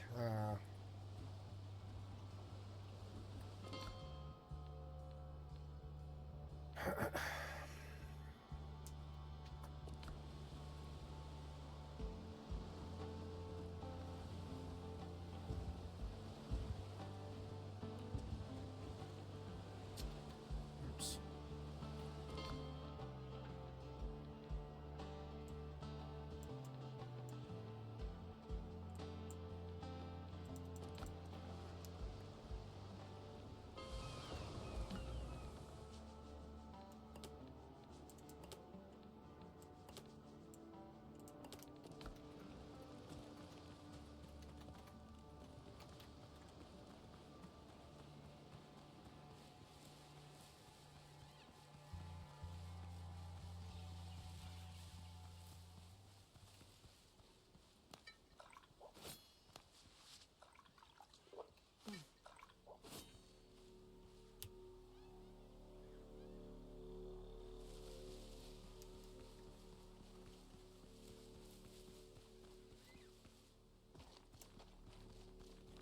hate tiny claustrophobic hallways.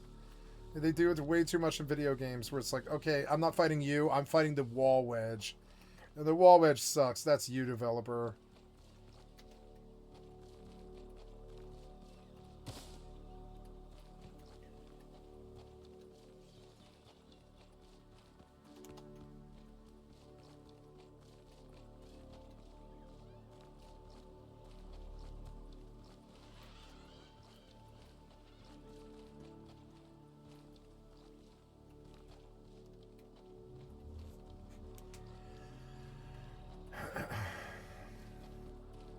I don't know where the rope is. I just don't know. Oh, there it is.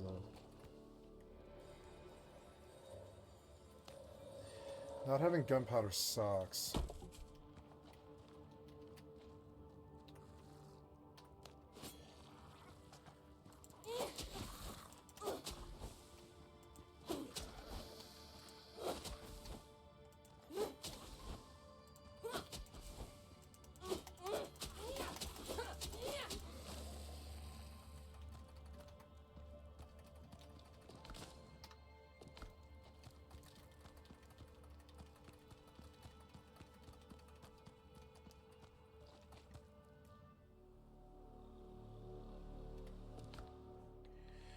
I'm full. I'm gonna go back. Oh no, I don't know. The Homer. Oh, I drank it though. I did drink it, and then yep, Homer's journey. You get drunk and you wake up at home. Oh my god. Works for me. So many unanswered questions.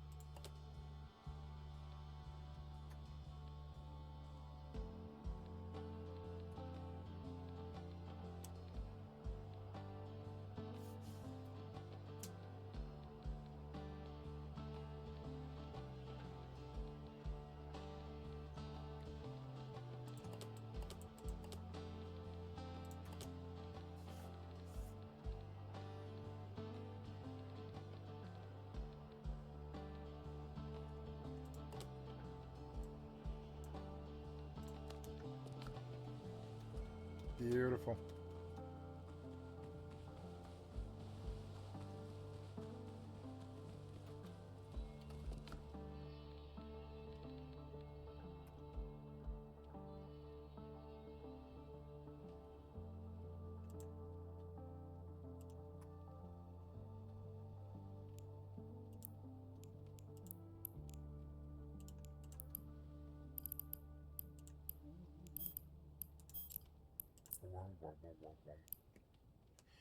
I'll buy 10,000 of this, so I have like a little bit of a...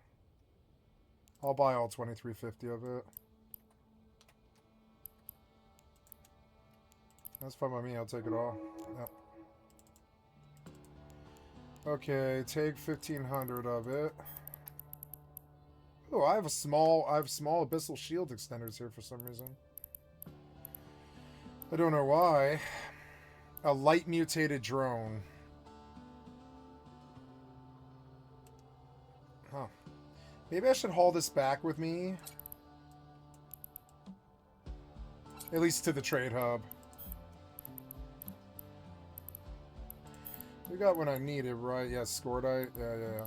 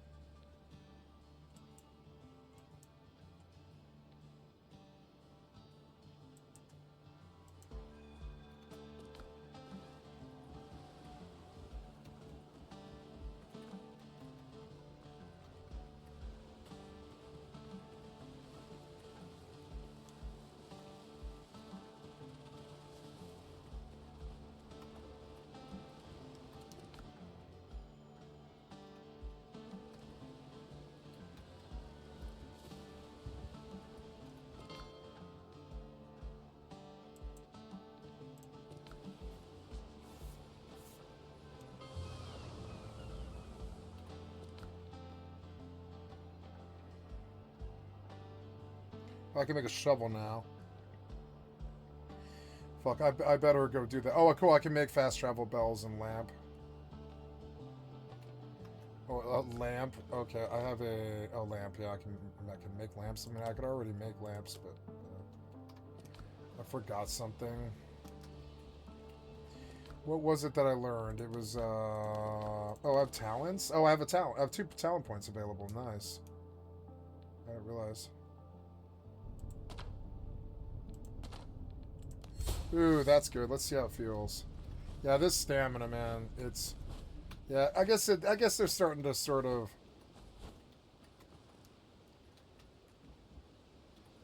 I guess they're sort of. It was just that I didn't put points. I didn't realize it was just points. I didn't have points. How are we out of animal fat? Son of a bitch, we're out of animal fat. How are we out of animal fat? Well, I don't know. Without lanterns, I don't know what the fuck we're gonna do. I guess I could go kill pigs if there's respawned on the island, maybe? Look around for a pig.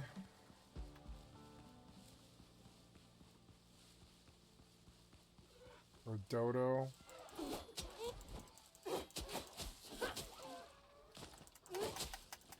This is bird meat and feathers, but I need, like, animal fat from pigs.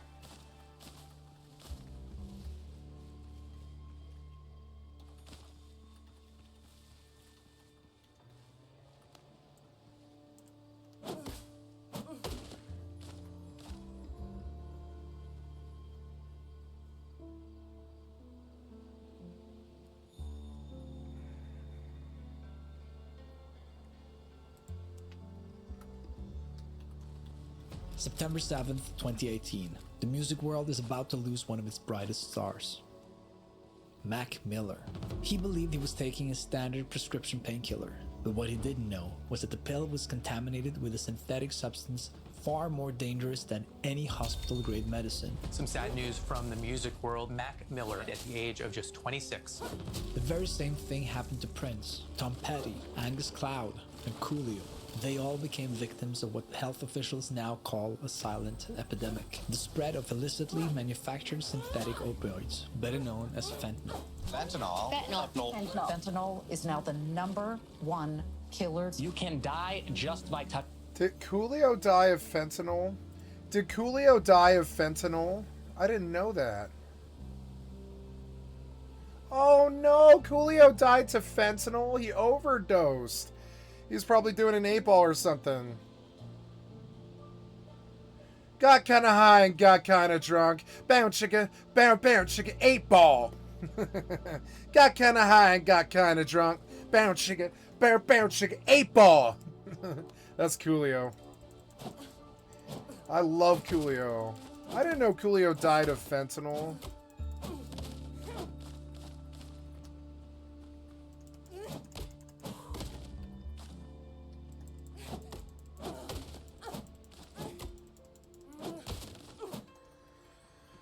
I don't know what I'm doing. Oh yeah. So I'm going all the way across the island, am I? Yeah, I guess I am. So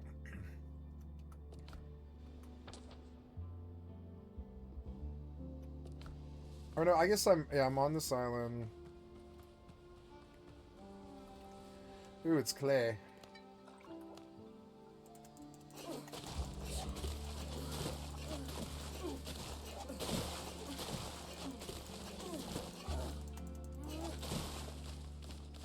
A little better.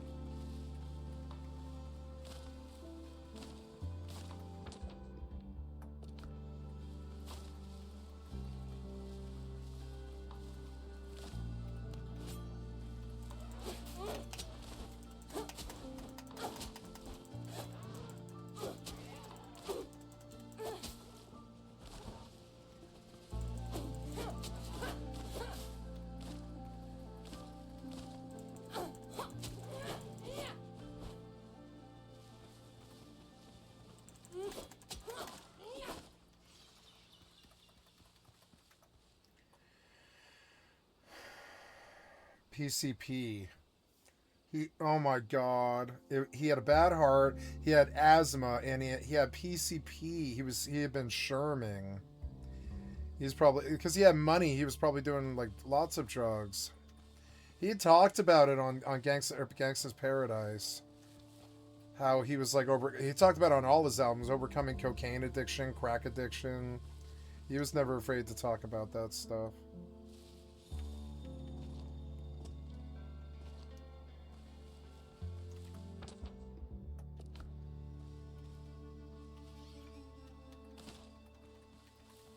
What was that?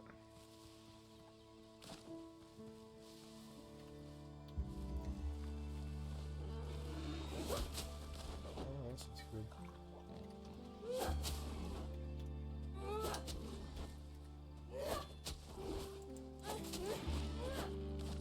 There's some animal fat.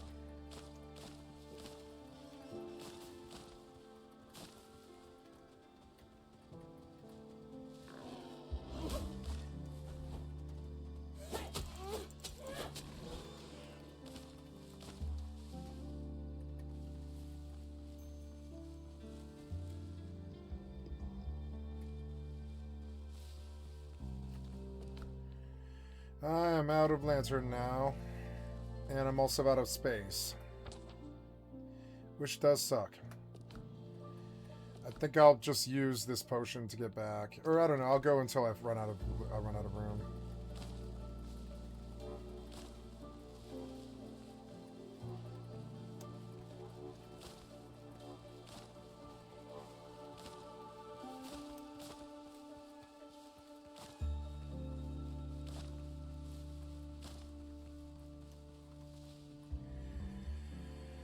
I did not know that the fentanyl killed Coolio, and I don't want to do a fentanyl video. I'm already depressed about fentanyl. I don't want to get worse. Cash Patel chuck on the job. The genius of actors playing actors in the Truman Show. You really keep pushing this at me. I'm not interested in that video. Katy Perry has always been a predator from 2 hours. Oh no. 14. The first boy that takes his t-shirt off can come on stage. Katy Perry finger banged my cleavage. It was a weird night. What's her name? Nick. How young are... Oh yeah, she was weird. But I mean, all this stuff.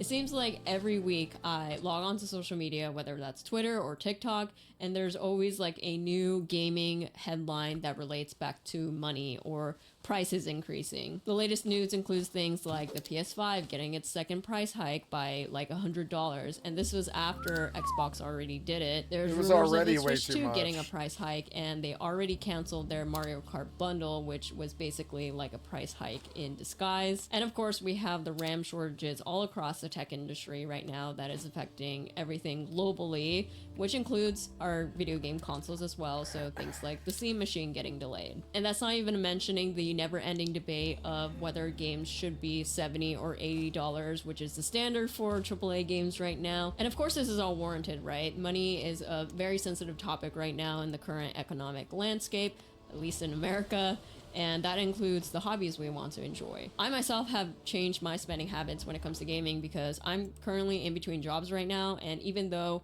gaming content creation has inadvertently become my full-time job, I'm still being very careful with how I spend my money towards games because things have gotten a lot more expensive and the job market and the economy are just shit right now. Even compared to last year, I feel like I have a different mindset when it comes to my spending behavior.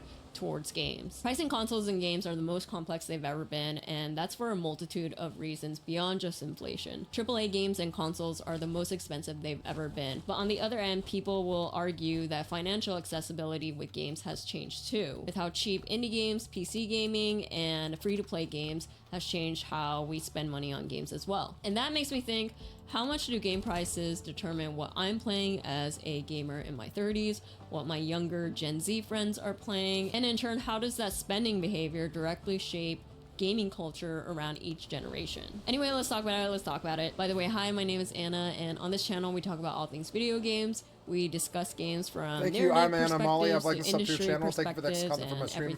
I'd like to sub to your channel. So I'm gonna do my best to not make this video a lengthy dissertation paper full of data points you don't care about.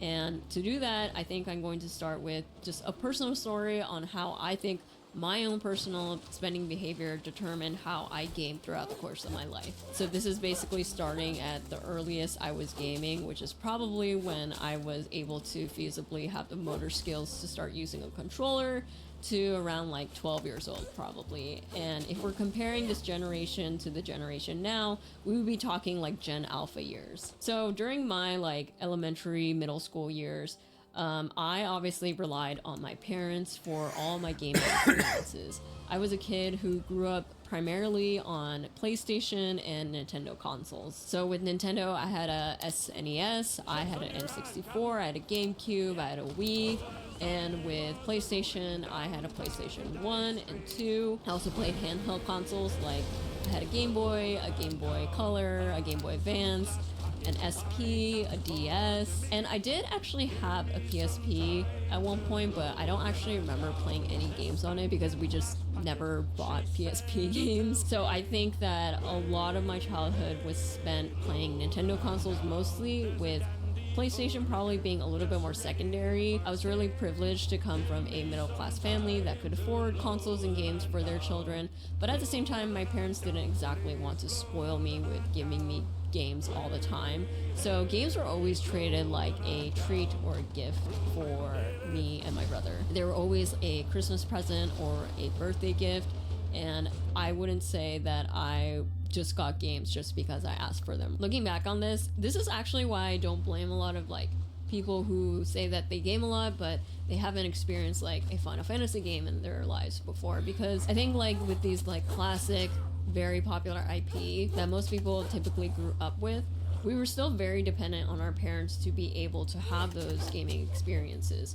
So it was probably impossible to play every classic gaming franchise. What? When you were He had one up. health! I swung and I hit Mario him! and Zelda games, And you but let him I kill never me. really played Final Fantasy, and I never really played like the Xbox games because I never had an Xbox console. And leaving it up to your parents to give you those experiences, it's kind of could be by chance that you played a certain IP growing up. When I wasn't playing my consoles, I was spending time PC gaming. My family basically had this like huge clunky desktop that we all shared, and that's when I first started really using the internet. I was playing games like Neopets and Club Penguin and Flash games. I was also playing a lot of MapleStory, which is like my childhood MMO that I spent ungodly amount of hours on, and playing all of these types of games was my first introduction to meeting people online and just gaming online socially.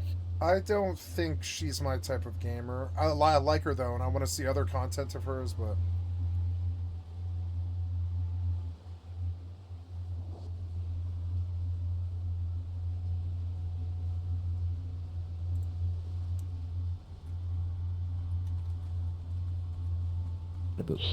We get a lot of odd emails.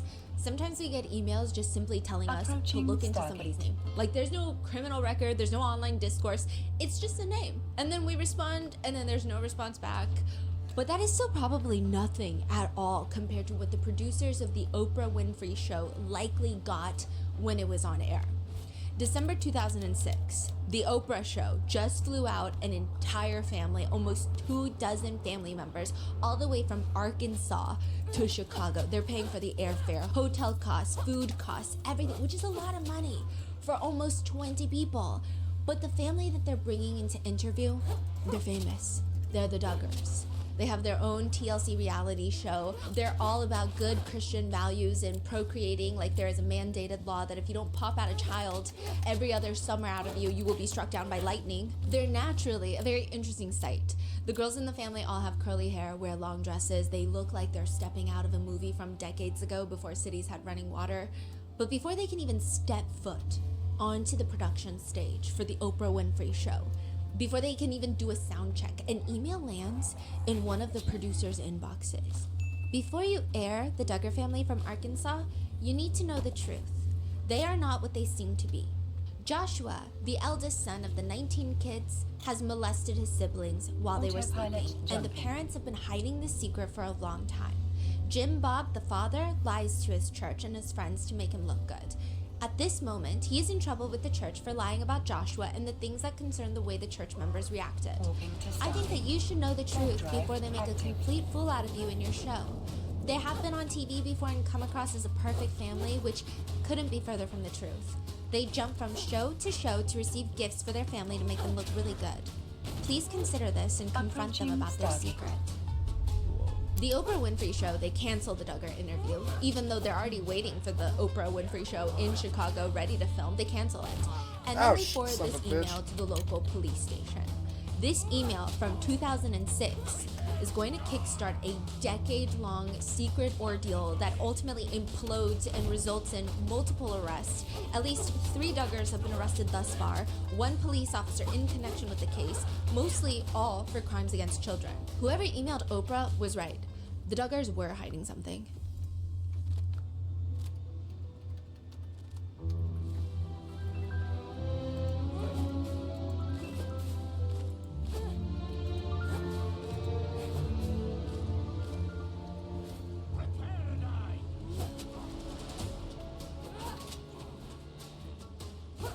We would like to thank today's sponsors who have made it possible for Rotten Mango to support NECMEC, the National Center for Missing and Exploited Children. They are the nation's largest and most influential child protection organization.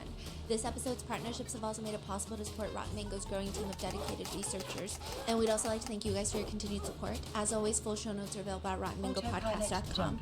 A lot of disclaimers with this case. There's religious trauma, grooming, incest, CSAM, CSA, so please watch with caution. This is going to be a multi-episode series, so please take breaks whenever you feel overwhelmed. All information is publicly available. Any netizen comments, speculations, theories, or allegations are opinions of netizens, and statements and quotes have been condensed for brevity. This is going to be a massive deep dive. Oh God. So with that being said, let's get started. So let me just run you through the Joshua Duggar timeline. The Duggar family are about to go on Oprah when her production team get an email that something nefarious has happened in the family home. That the eldest child, the first son, Joshua Duggar, has been molesting his younger sisters. You said this is 2006? Yes, 2006. Very early on, right? And then from then, nothing. The letter made it to the Oprah team, and it's not made public because I'm sure the Oprah team would have been sued and back for that. Though the production crew, they do forward this email to the rightful police department that would have jurisdiction, but the public don't know any of this.